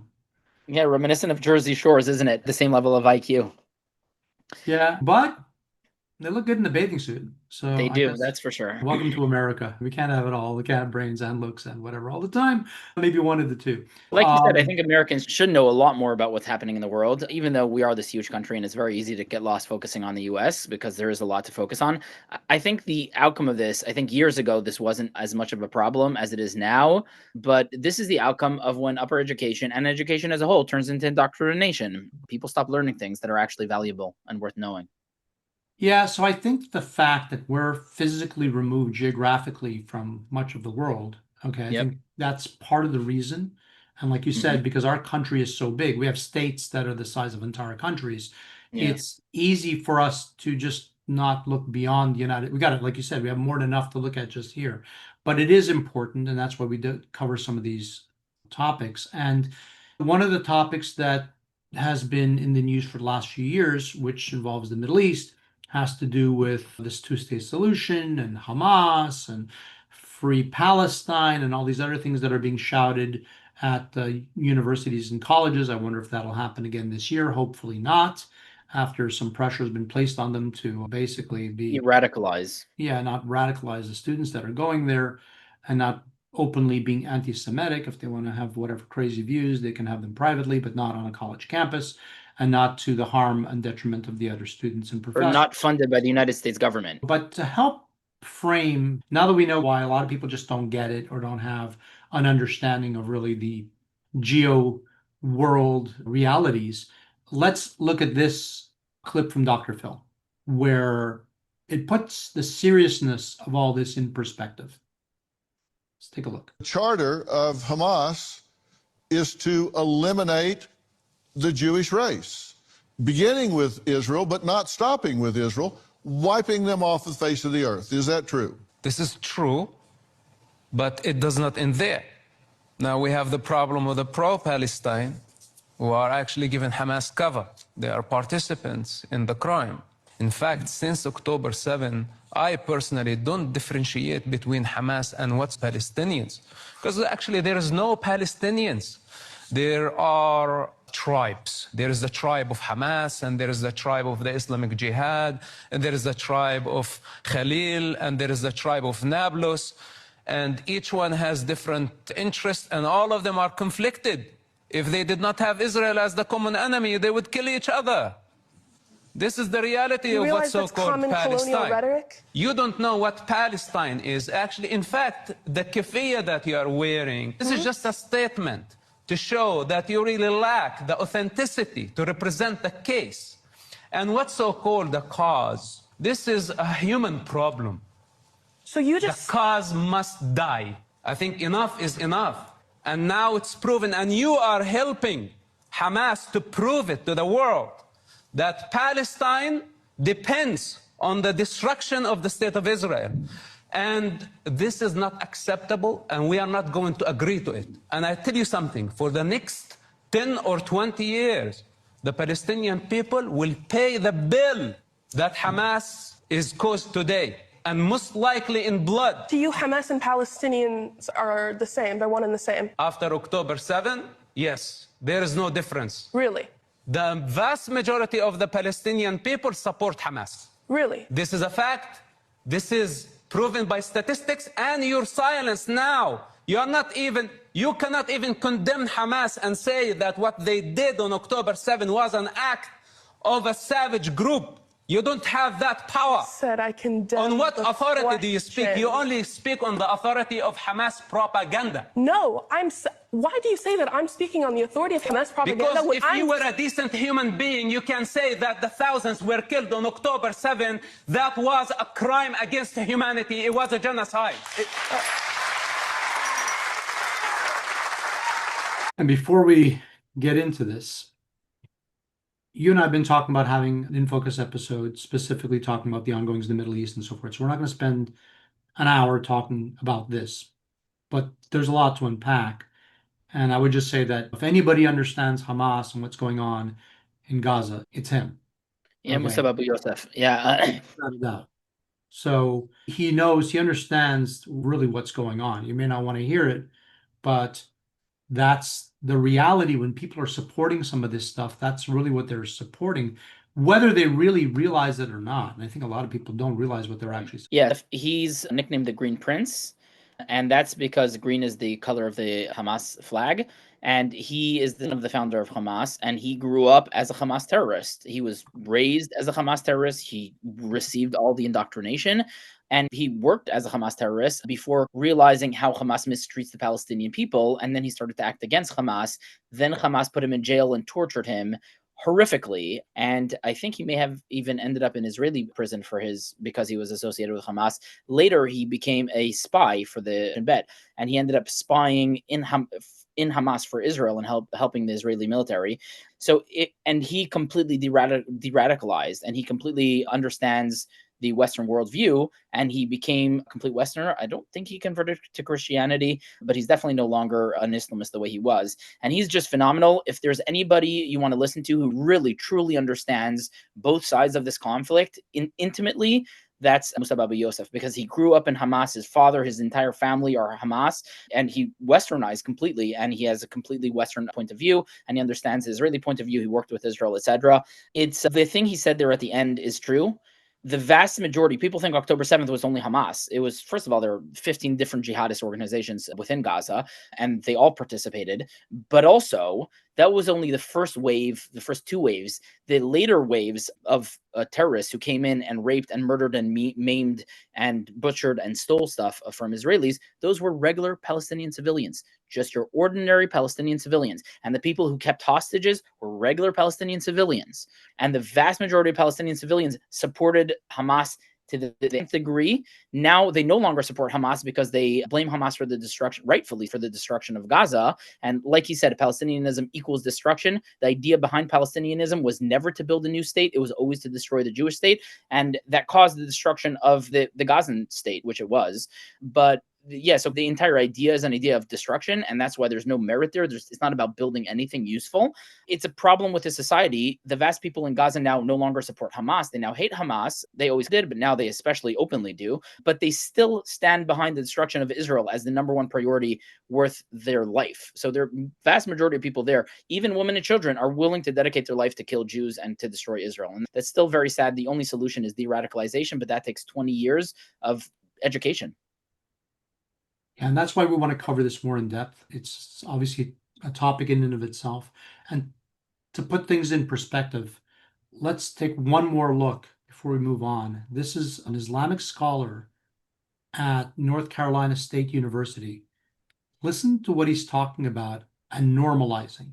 Just listen to this. About Lady Aisha, God be pleased with her, our mother, the mother of believers. No, Lady Aisha, God be pleased with her. Yeah, she was young.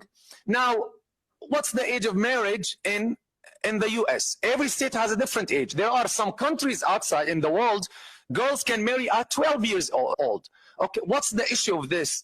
If in Africa, girls reach maturity much younger, even here in the US, I know we have some students from our families, from our acquaintances, the girls grade 5 and they reach maturity, they reach puberty.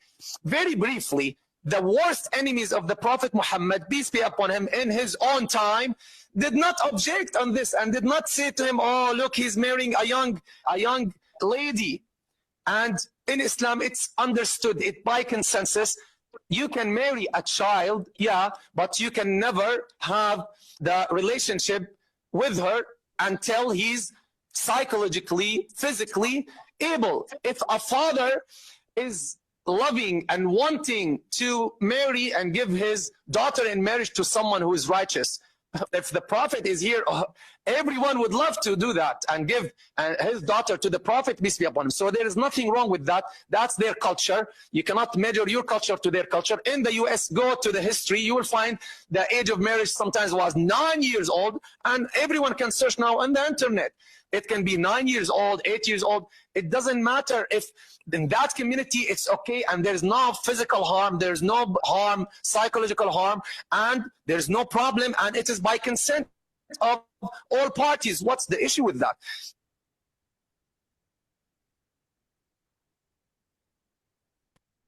So at the end, he asks, what's the harm with that? If there's consent of all parties. The problem is here in the United States, we don't believe that an 8 or 9-year-old can give consent. Or that the father can give away his 8 or 9-year-old daughter. That's just so medieval. We consider that sick. We consider that not normal and illegal. And again, the concern is when you have individuals. Again, this guy's an Islamic scholar talking here in the United States about how normal this is and how okay it is. And there's been talk of how perhaps some of the ideologies of people that are coming to our country and to bring those ideologies with them may not be compatible with Western life. That's just, we're not going to debate this ad nauseum here, but there's nothing to debate. That speaks for itself. And I think anybody with a child should want to take note of that. And listen, my take on all this is this sign that I saw that somebody made up as a, of course, a satire. Again, satire, it's comedy, it's fun. It's supposed to be knocking something through humorous means. Calm down, everybody. But this kind of does spell out some of the rationale for the concerns about a belief system that doesn't match with the way we look at the world today. We certainly don't, I don't think the average person in the US would think it's okay to marry off an 8 or 9-year-old child. This is a satirical sign that was proposed that should be put at the entrances to the United States at the border. And for our listeners, it says U.S. border, you are entering a Sharia-free zone. Please set your watches forward 1,400 years. That's the crux of the issue here. He said, oh, even the U.S., it used to be that people would marry their 9-year-old daughters. Used to be. That's the key word, right? We've evolved since. And even 100 or 200 years ago, it wasn't necessarily fine, but especially not 1,400 years ago. So tying into this whole Uber thing, right? A lot of these people who are doing these crimes have this belief system from 1,400 years ago that if a girl isn't dressed modestly, it's your right as a male to rape her, right? Or to sexually assault her. Just worth noting that this wife of Muhammad, Aisha, who he married when she was 6 or 7 or 8 or 9, she was the daughter of his best friend Abu Bakr. So his best friend sold his daughter to him for rape, and which makes Muhammad obviously a pedophile, at least in modern day terminology. And the leader of ISIS, he took the name Abu Bakr al-Baghdadi, Abu Bakr of Baghdad, to inherit and respect the same Abu Bakr, the friend of Muhammad, who sold his daughter to Muhammad. So yeah, it just shows you the people we're dealing with and why this professor in North Carolina is an invader and must be deported.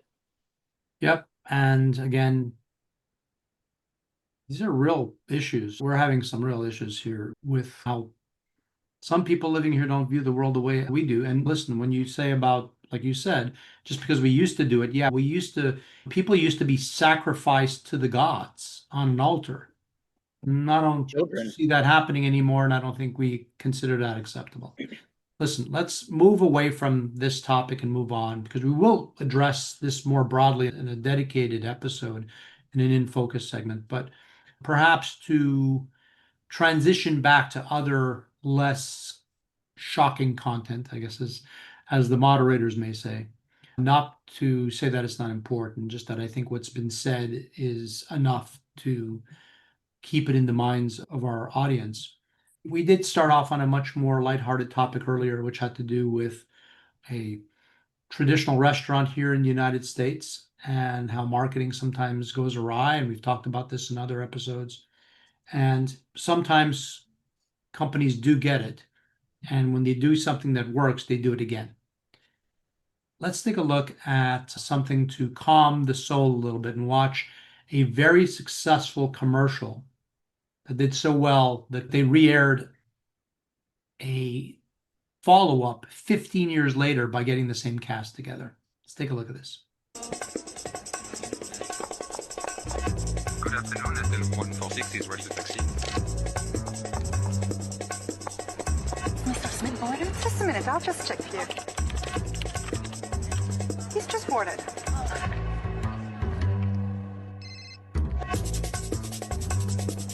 Okay, go, go, go!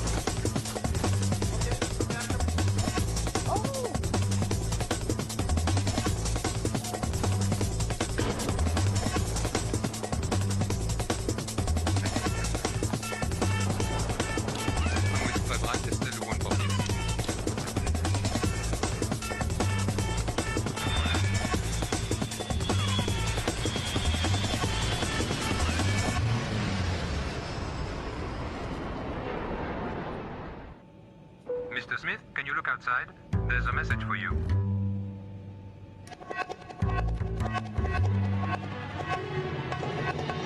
Yes!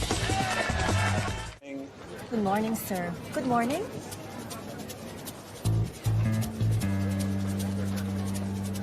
Here you are. Have a nice ride. Thank you.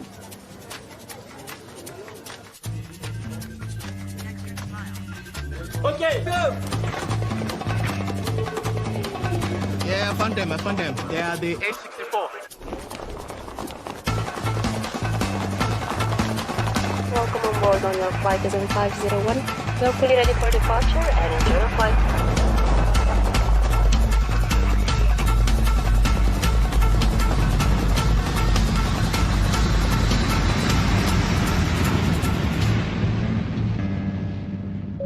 Mr. Smith Jr., can you look outside, please? There's a surprise for you.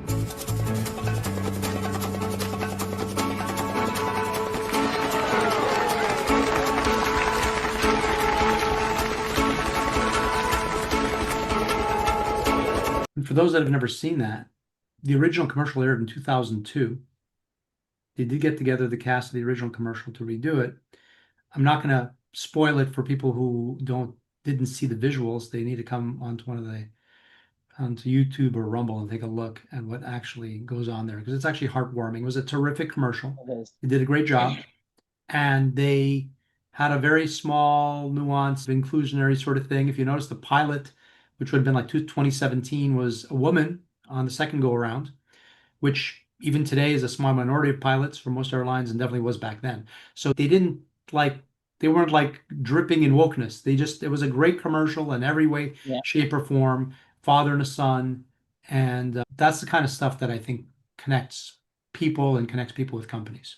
Yeah, beautiful and very reminiscent of the original commercial you shared as well. I think it's indicative. This is Brussels Air, the Belgian airline, and it's indicative that in the first one, it's congratulations, it's a boy, right? You have a son. And then on the second one, the son is on the plane. And instead of, I thought it would say congratulations, it's a girl, like the son had a daughter or something. Instead, it's happy birthday, which is just a little more cringe, especially when you realize that Belgians, unlike like most Europeans, just are not having children. And nowadays, 70 or 80% of school children in Belgium are immigrants and not Belgians. It's not cringe. It wasn't cringe. It sad. wasn't cringe in 2017. Okay, Yeah. you're using a lens, as they say, from a millennial that doesn't get it, because this was a different era, different time, well done, and they still were inclusive. They were inclusive, and they had a female pilot, and they did all these great things, and it was heartwarming. And now, to your perspective regarding birth rates, had no bearing back then. It was not something they were looking at. So don't use that to judge. Don't judge. Well, Belgium's demographics are like 1.1 or something children, and the replacement rate, it's like half of the replacement rate. So they desperately need to start having children because they are being replaced, unfortunately. Yeah, let's move on to the next one. Yeah, which has nothing to do with this particular. Nothing to do with it, but yeah. But it's okay. You're making a good message to them that they should have more kids as well, just like the United States. Exactly. That being said, a couple of good things happened recently. That I was watching SpaceX. They were trying to get Starship launched, and first time they had a leak in one of the hoses, and then the next night I was watching, and weather made it so that they couldn't get out in the right time window, so that was scrubbed, and then they finally launched. Perhaps you want to talk a little bit about why that's important. We have some video, but we don't have to really show that. It looks like some of the other launches, but bottom line is, it's an important thing, maybe just so people can see why it's important to move along with that project. Why Starship? Yeah, so this was a test flight, the 10th test flight of Starship. Starship is by far the largest, most powerful rocket ever designed. It's more than twice or three times as powerful as the Saturn V that took us to the moon. And it's, at the moment, it can only carry 30 tons. It will be able to carry over 200 tons eventually. So it is just mammothly huge and extremely powerful. And it's extremely inspiring because this single ship will be able to take us to Mars, create a civilization there, hopefully, and then also spread across the rest of the solar system. So it's just a truly inspiring message. And it's also the first time where a rocket is being fully reused, not just the booster. Shout out to SpaceX, who were able to launch and land a booster for the 400th time, I think. But that's for the Falcon 9. This is Starship, where also the top part is also reusable. And we're able to see how the Starship itself did the really interesting belly flop maneuver coming down in to land. They deliberately, because this is, I think, Starship, the second iteration, and they already have, they're almost ready for the fourth, and they still want to test the third. That's how fast they're moving. So they literally wanted to destroy this one. So they put it really through extreme measures. And that's why towards the end, some of the flaps started to burn off. Also, they put some metal tiles there to see how the corrosion. And so that's why the Starship looks rusted. If you look at the pictures, is because they were testing these metal tiles. Very good. Pushing it to limits. And perhaps maybe to understand why it's important for us to be able to have Starship and to go beyond and into the outer reaches of space. Let me know what you think of this. Has just been reported. You now say this is not only an alien spaceship, but it's nuclear powered. Why are you saying that? Thanks for having me. First, I should say that if the light that we observe from this object is reflection of sunlight, its size needs to be bigger than Manhattan Island, 20 kilometers or so. And there isn't enough rocky material in interstellar space to deliver a rock of that size earlier than 10,000 years from now.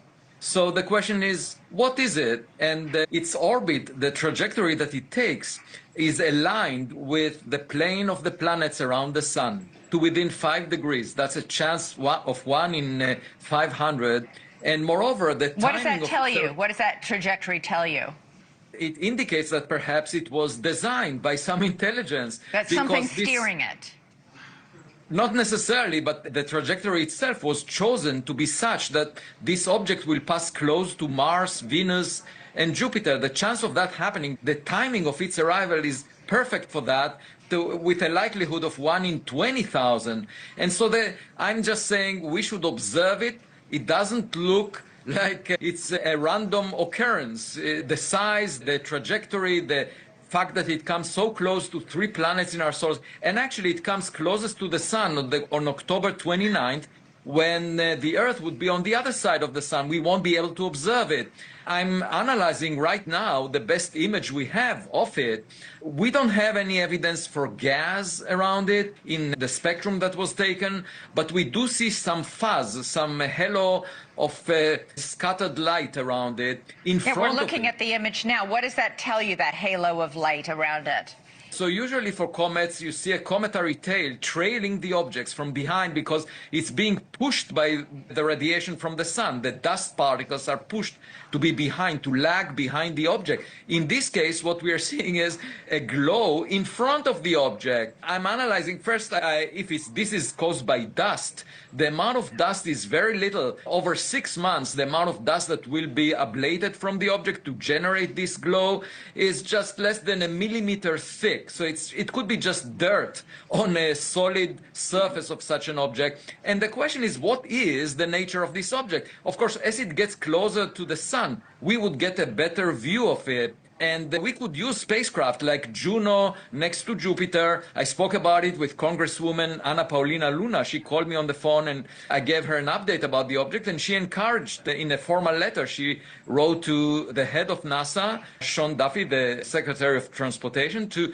encouraging NASA to use Juno, which is next to Jupiter, to come close to 3I Atlas when it will get there on March 16th, 2026. So Juno could gather some data, take some pictures of this thing? Yes, but also a camera that is next to Mars, because this object will come very close to Mars as well. On October 3rd, 2025, it will be within a distance of 29 million kilometers from Mars. And there is a 0.5 meter camera that is currently used to watch Mars itself. Yeah, so for anybody unfamiliar, that's Avi Loeb. He is the utmost authority on the matter. He's a professor in Harvard, and he's the most credentialed person you can possibly imagine for this topic. He notably was the one who declared that Oumuamua back a year or two back ago has a chance of being alien life, and he was obviously criticized for that, but he's still keeping his eye out for the sky, and this is definitely a very interesting thing to watch. Yeah, and it is interesting in the sense that, listen, in science, there isn't always the consensus opinion, as they say. Most think it's a comet. He, obviously, who's written a book on aliens and believes about extraterrestrial life, believes that that's what it is. Who's He doesn't right? believe. He's just open to that maybe being an option and not being dogmatic and thinking that it's impossible because that's what everybody else thinks. Sure, and I'm a great anti-dogmatic sort of person. It's just, again, he's the minority opinion on this, and he's seeing something. But again, you question whether or not he goes looking out for finding every last thing that could be alien, and that's fine too. And I think it's, again, bottom line is we don't know. We don't know what's out there, and I think it's mathematically implausible to believe, or statistically implausible to believe, that there is no other life forms anywhere else. And I'm a strong believer that why would we think so highly of ourselves that we would think we're the most developed or most advanced life form anywhere? And you know what? Again, this guy's no schlump. He's a Harvard professor, and he doesn't do this as a hobby. He does this for a living. And kudos to him for saying what listen and turn that camera on Mars to gather more data. That's the only thing we can ask, is just let's gather more data so we can learn more. That's it. Yep. And again, to basically keep asking questions, because that's what really science is about, right? Mm-hmm. Asking questions. And I think sometimes when it comes to science and even technology, people forget to ask the right questions. And that's sometimes has consequences, right? So if we ignore that there's aliens and there really are, that there could be consequences. Or sometimes more down to earth kind of things require some kind of questions to be asked. Let's take a look at Toronto, Canada, where they were trying to use technology to do the right thing, and they forgot to ask some of the most basic, simplest questions. And these are the experts as well that are being relied upon up there. You have an EV, right? You have a Tesla. It needs to be charged once in a while, right? Of course. You think that's, like, you knew that when you bought it, right? You didn't think it was a lifetime charge, did you? You have a phone, it has a battery, it needs to be charged sometimes too, right? But no different. It seems that elected officials around the world don't always use common sense. Let's just take a look at this tech-related story as to the consequences when you have humans not using their brains. CEO, different DCMs, different everybody, different mayor, decision to actually purchase that went through council. And was there any provision at that time for inshore infrastructure or any charging facilities? Madam Speaker, no, not at that time. Not at that time. So I believe that when we came back to look at the final price tag on the ferries, I think at that point a motion was moved saying, what about the inshore infrastructure, which had been contemplated but never costed, correct? That's correct. And at what point did we discover that if we're going to buy electric ferries, they have to be plugged in? At what moment did that light bulb go off? Madam Speaker, in July 2024, we brought an updated number to Council through the variance report, identifying $42 million for shoreside infrastructure charging that would be required with the 2 electric ferries. However, the actual charging inshore infrastructure was we have to move the dock wall, we have to make space because they're big ferries. The actual cost to plug them in wasn't contemplated until recently. Am I correct or not? Madam Speaker, I can answer that that is correct, and in July it was still an estimate at that time for what those costs would be. I'm not talking about an estimate. I'm talking about if you're going to buy an electric car, would you not think you'd know where you're going to plug that in order to make the purchase, correct? Correct. So none of the assumptions about docking, charging, anything related to these ferries were made from the previous administration, the previous mayor, the previous senior staff. It hasn't happened until now. Am I correct? The capital plan started to identify electric infrastructure that would be required in the 2024 capital budget. Oh, I'm talking about earlier. I'm talking about when we decided to buy these. That's the earliest I can trace back to it. 2019, there was a decision to buy electric ferries, but no decision to have inshore infrastructure that met the size, no decision to make to have a charging facility. So that's all new and in front of us today. I think I'm right about that, correct? That's correct. Thank you. And that's from the Integrity Toronto channel. So Toronto, which is in Ontario, Canada, very liberal city. Yeah. They have islands, and the only way to access them is by ferry. And They had this great idea and budgeted for these electric ferries and totally forgot the budget for a way to charge them. Electric ferries make perfect sense as long as the range is good enough. They make perfect sense because it takes time for people to disembark and to embark, and you just have chargers at both ends. And while people get on and while people leave, it's charging. It's just a complete no-brainer as long as you install the freaking chargers. That is. They didn't even budget for the chargers. Now it's like a problem because they don't have a way of, they're trying to figure out how they're going to pay for these chargers. And listen, ultimately, I think that it's common sense is important, right? And thinking things through is important. And sometimes we overcomplicate things. I really think and oftentimes we can look to nature and understand just how it's important to just have some friends in the right places and work together to make the world a better place. And we did mention last episode that we were going to start injecting in some topics that we call biomimicry. And inspiration from nature. You have really close and dear to your heart. We have just one quick video here that we want to actually include that it might help remind us of how it is important to communicate, to work together, and that we can learn lessons, that it's not always the strong and powerful that win. Sometimes having friends is important too. Let's take a look. Nature's got the blueprints. Let's learn from them. The goshawk. 0 to 40 miles an hour in under a second. The fastest acceleration of any bird of prey. Short, rounded wings and a foot-long tail steer through dense forest with unparalleled agility. Yet even she can be outmaneuvered. Other, much smaller creatures here possess astonishing abilities that can defeat the phantom of the forest. With specialized eyesight adapted to low light, the chickadee is first to spot the airborne threat and first to raise the alarm. A coded message broadcasting the hawk's position and speed. Squirrels not only recognize the chickadee's call, they've learned to mimic it almost perfectly. In seconds, the warning is retweeted from one animal to another. It relays through the forest at over 100 miles per hour. More than twice as fast as the hawk. Message received, loud and clear. Enemy approaching, low and fast. When the little guys look out for each other, it keeps them one step ahead. You don't have to be big and tough to survive. What you really need are friends.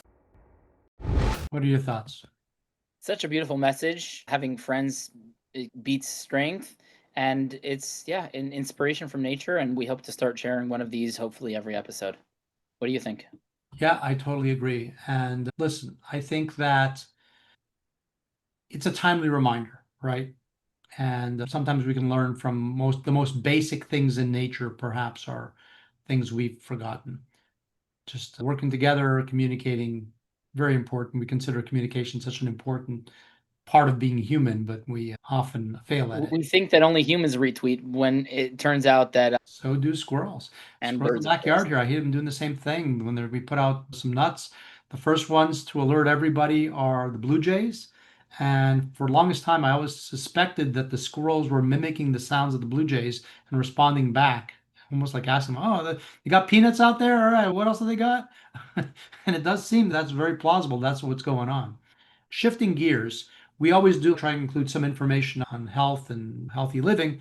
Just want to put one out there that's been in the news that perhaps is, let's just say, a public service announcement, I guess, at this point. Make sure everyone's aware. We did touch upon recently the importance of where you source your food and what you eat, and the dangers of having food, primarily seafood and fish, from other countries. And now we have this. Thank you for joining us. Frozen shrimp sold at Walmart now under an FDA warning. The concern, A batch imported from Indonesia that tested positive for traces of radioactive material. Our Emily Deanne is here to tell you what you need to know about potentially dangerous shrimp. Emily? That's right. The FDA says certain bags of Walmart's Great Value frozen shrimp were found to have radioactive elements that could pose a risk if eaten. Local shrimpers say this situation is exactly the reason they are fighting for fair representation of their products here in the Lowcountry. Shrimp coming in from Indonesia is really eye-opening and almost jaw-dropping to think that there's radioactive elements in shrimp that people believe is safe. U.S. border inspectors caught shipments of shrimp from Indonesia with cesium-137. That's a radioactive material known to cause cancer, according to the CDC. The fact that they found this one shipment with the radioactive elements is really troubling when you consider the fact that around 1% of the seafood coming in and frozen shrimp is inspected. Now the FDA is asking people to throw out those specific lots with use-by dates of March 2027. They're also asking distributors and restaurants to do the same thing. Don't sell it and don't serve it. I think a lot of our fight goes back to empowering folks with the ability to make the decision about local wild-caught shrimp versus imported shrimp. And the reason that's important is because there are concerns around health aspects and potential exposure. This comes after South Carolina Shrimpers Association took legal action against area restaurants for allegedly serving imported shrimp while misrepresenting it as local catch. They say DNA testing found that 90% of the tested shrimp labeled as fresh local catch was actually foreign imported shrimp. With this action by the... Yeah, we discussed this in detail in previous episodes, how a lot of made in America or caught in America shrimp and other fish are not at all. They're imported from Southeast Asia typically. Yeah, and the controls of those catches before they make it to the United States are very weak. So it's good that they actually were able to find that before people started eating radioactive shrimp. That's pure craziness. And look, again, the message is basically know what you eat and try to understand what you eat, where it's coming from, how it's made, and how it's processed. So I think that's very important. And as we wind down episode 21, we always try to include information that's timely and helpful. And we also try to have a few laughs along the way. I think we have, and we like ending with a few more. This one basically takes a knock at the news media and whether this is, I'm not sure if the news station originally put this out or someone redid it, but I think it's pretty funny. And I do think it does get annoying. People are like, you know what? Get over it, just report the news and stop being so full of pleasantries with each other. Let's take a look. We have a strongly worded email from Nick to address. He says, first, I'm a big fan of WGN News, accurate, professional, and timely. What I am not a fan of is anchors saying thank you to every reporter after every report. Yeah, I'm not a fan of that. Oh, brother. Please stop thanking reporters. Yeah. It's their job. Yeah, it is their job. Just move on and start reading the next story. We as viewers cannot care if Yeah. anchors feel the need to be over polite to field reporters. Nick, we agree and we fix the problem. That's the latest live from Wrigley. Nancy Liu, WGN News. Nancy, you parishioners at his Kelly Davis, WGN News. Kelly, you. Chicago police. They're live all morning long from Lollapalooza here in Grant Park. All right, Dan, that does it for us this morning. Thanks so much. What do you think? I think thank you and F you sound pretty similar when you beep them out, and maybe we should start doing that more often because maybe they're just the same. I guess if they're having a bad day and they want to say the other word, they can as well. It's not really a problem. And we do find some of this stuff amusing. We obviously like to share, and some of the stuff isn't necessarily only amusing, but it can be heartwarming. And as I've said before, laughter is the best medicine, and anything that's really heartwarming probably is up there, maybe nearly as potent, if not as potent. This is a little bit older, but I think we want to share it. Here you go. Nothing like practicing over and over again for a routine as a cheerleader, or in this case, the jazz dancers, only to have your routine suddenly change and you think you totally practiced the wrong thing.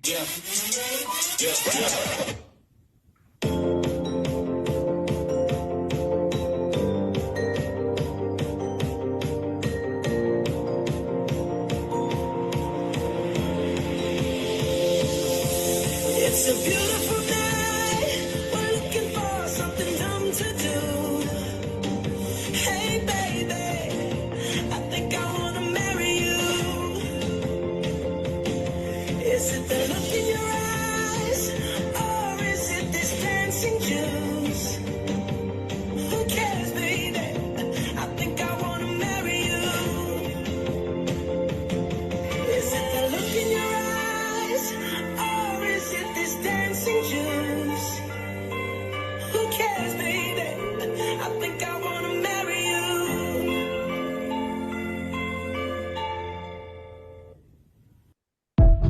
And that actually happened during a Utah Jazz game, and there actually was a real proposal. Beautiful. Gave me the chills.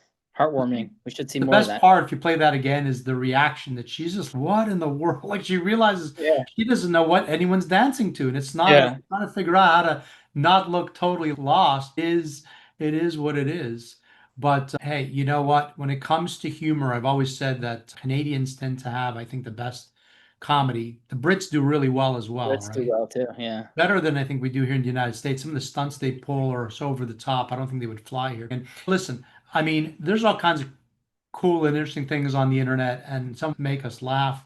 And we talked about just how the shrimp at Walmart were contaminated, and the internet won't look the other way for that. Let's see what it has to say. Here we go. This is the latest creation from the world of the internet, basically mocking what happened with the shrimp at Walmart. I bought you from the freezer back in aisle 2, glowing in plastic, and I saw it moving too.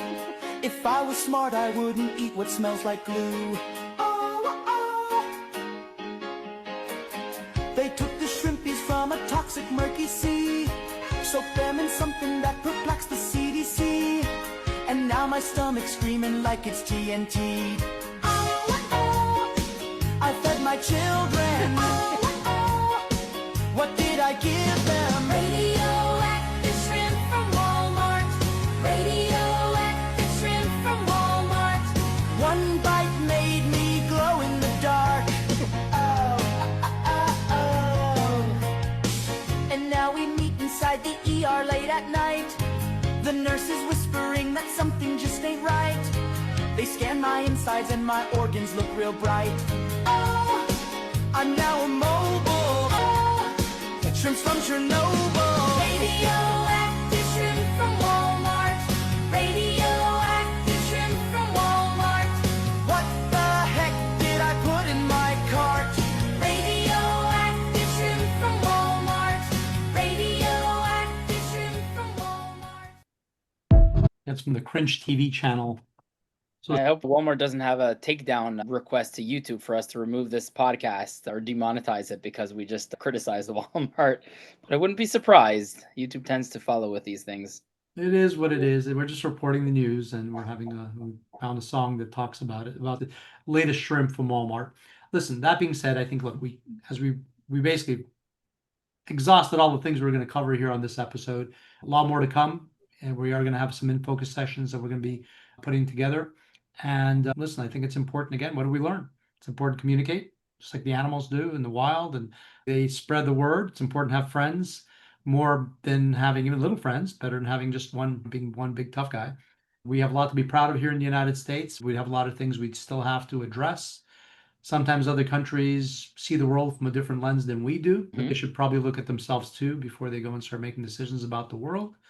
And I think that you never know. You're not safe when you put on a bikini and go to the beach, whether or not Johnny's going to be reporting for Jesse Waters Primetime and asking you questions you can't answer. So maybe it's important to watch our podcast to get some answers and be prepared for the next time you get ambushed and asked some questions, and then you're there on the internet not knowing what's what around the world, and thinking, I think one of them said that Israel was attacking the United States. It is what it is. Here we are. Episode 21 wrapped up. What do you think? Yeah, I thought we were going to watch Peeing in the Bottle, but apparently we're going to skim over that one. one. Watch that? We have time for that? Yeah, let's go for it. Okay, well, we did talk about British humor, right? So let's give them British, Irish, essentially UK humor is one of my favorites as well. Yep. Let's give them a stab at basically making us laugh before we go. Fair enough, right? Yep. Hold on. One happy ending. And basically, it's a thing that happens. You ever go on a road trip and then want to stop because you got to go to the bathroom? Yes, all the time. I never pee in a bottle, though. I can let the cat out of the bag. Just watch. Here we go. Oh, actually, Shay, will you pull over if I drank way too much of that bloody lemonade? Oh no, we're already fucking late, Fitzy. What? If Siobhan's lemonade wasn't so bloody delicious. We're gonna be late, just hold it in. Okay? I can't hold, I really need to go. I'm not joking, come on, we need to pull over. Shay, just go in a bottle. What? Just go in a bottle, Fitzy. Come on, it would actually be hilarious. Go in a You're bottle. not serious. Where's that come from? No way! Go! Oh my god! Oh, I can't believe I'm gonna do this. Alright, I'm gonna do it, I'm gonna do it. I'm gonna do it, fine. Fitzy, you're Look away. Look away. You are mental. You are mental. This is mental.